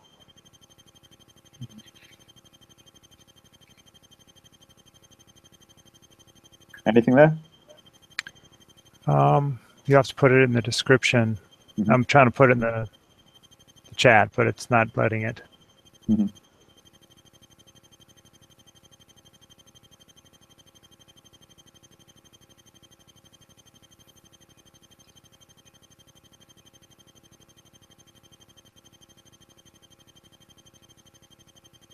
Write it on a piece of paper and hold it up to the camera. Yeah, there you go. Okay, cool. Any other questions? Why is Suhas not in the call? Well, the call started at midnight in India. He might be watching. I don't know. Suhas, are you there? He's probably upset. He's going, no, what are they saying? Okay, so if you're starting testing on Monday, figure noon on Monday, that's still midnight Sunday here. Oh, you're 11 and a half hours behind in California. Eh? I know, because I used to work with animators in California. So I had to stay up all night. Yeah, so I may end up staying up rather late on Sunday. Okay, Matt's wants the link sent to him in email. He can post it on eCat World. Okay, so the link to the SurveyMonkey. Yeah. Are you going to do that? I don't think I have his email. Okay.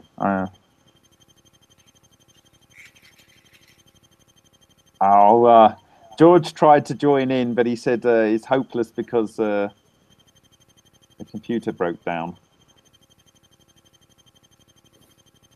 Okay. Okay. So I've got Matt's on Hangout, so I'm just going to send him there. I've given him the survey link there. So Matt, if you're still on your Hangout, you should get the survey link. See, I'll bring up the survey just for those people that may have come in late, and I'll just do a quick overview of what the purpose of that is, and what the fields are. Sorry if you've seen this before. If you can think of any questions, really, we don't want to get this wrong. So any get your thinking caps on and right. So here's the questionnaire. Okay. So it's your contact details, because we can't do much without that. Then there's 4 questions here. How do you think you can best help to make the new fire real? First one is, I'd like to purchase a test Echo Octo 8-core research reactor designed to provide the hot water needs for a domestic house. Or number 2, I'd like to purchase and test an Echo Solo single-core research reactor supplied with spare core. These things won't be rock bottom prices. They'll be at prices that reflect the fact that they're experimental to build and there isn't a big manufacturing line and so forth. But and also there would need to be some basic tests done with them. But whatever, you would be able to after that do whatever you want to do with them. There'd be no restrictions on that, and because we're making it open, we wouldn't restrict you from pulling it apart. But you'd have to do the basic tests first. As we've kind of discussed the protocols in the past for the kind of testing that we'd like to do. It's just essentially to make, if you're going to go and build these reactors, which will take time and resources, whatever the cost is, to the testing body or testing individuals. We want to be able to have the data available to the public. Otherwise, it would be prioritized to those that could make sure that they get the data out live. I'd like to be one of the first in the world to take delivery of a working domestic new fire water heater. So this is basically you haven't got any money, but you want to be able to say, look, here's my name and address. I am interested in buying, say, Echo Octo when they're all through their safety testing and whatever, so that we can, maybe go to people that would be able to support the researching, either a bank or whatever, to provide the funds to ensure people like Eagly and Alan and Suhas or whatever could continue to do the fine tuning on the research, and that it could be paid to go through whatever testing is required to make it available so that it could go to the market. But I mean, you want these kind of things would have to work for like 10 years. So you need to do a lot of meantime before failure testing and try and break test it in all kinds of different ways, and then try and work out what happens when fools try and take them apart and how they can fail safe and things like that. These are all things that safety certificates go through and whatever, but it's not going to be an excuse for us not getting test reactors out to people, so that they can actually explore the technology. And we would like those people that do the test reactors to also share, like in a copyleft type of way, sort of advancements they make, and so it goes back into the common pool. I'd like to provide bridge financing to ensure Echo technology is not locked up on the understanding my money is returned. So, this is a different thing than we've ever asked before, because it's a completely different situation. And so I think we've tried to explain that there's very stop points where we say, are we going to move forward? Is the data good enough? If it doesn't work, you get your money back. If it does work, but we don't believe in the data sufficiently enough to move forward, or we don't think the real estate is going to cover the thing, or various stop points, we can decide to say no, and it'd be done in an open and transparent way. And then anything else you want to say, and please keep that nice, basically. So I'll kill that, and if there's no more questions, I'll stop the live broadcast, and then we'll just do a is there anything else in the questions there? Will you write a summary of the evening's presentation in ECAT World? Oh, I'll try to. Ryan, you're very good at these things. You know exactly what needs to be said. I suppose I can write a quick outline, yeah. I basically got a, I'm not going to say how many days, because that'll tell people when I'm flying. But I haven't got that much time to finish this year's accounts, and so I need to finish that. So I can answer questions when maybe I'm on flight or I'm there or whatever. I've got to edit George Eagly's long document for the next infinite energy, and that's like 22 pages. So that's a lot of proofreading. I think people will like it, though. Anyway. All right. Okay, so I'm going to say, if no one's got any more questions, I'm just going to actually pop to ECAT World just in case there's some questions lurking on there that, or people are going, what are they going on about? The nutters. Well, what's They're just discovering that now? Yeah, I think we've been pretty open about that part. Well, I've certainly been open about my yes, anyway. Right, so ECAT World. I remember that address. All right. I'm just going to. It's the beginning of an adventure. Yeah, it is. Middle of an adventure already? I don't know. Oh, it's definitely been an adventure, and something will happen. That's for sure. Okay, so vote for betting $1,000 any a month to acquire. Okay, right. Well, they've taken up a pool on whether we make it or not. Yeah, funny. Matt's just a wonderful character. The better title would be, is there really a new fire? Very good. I like it. Yes, I like it. Thank you, Ebivigon. Okay. All right, there's nothing else then. So I'm going to close the live call, and then I will just do a closeout with the guys. So don't go when I go. So thank you very much from me, Ryan. Peace out. And Alan. Thanks everybody for listening. Okay. Donate early and often.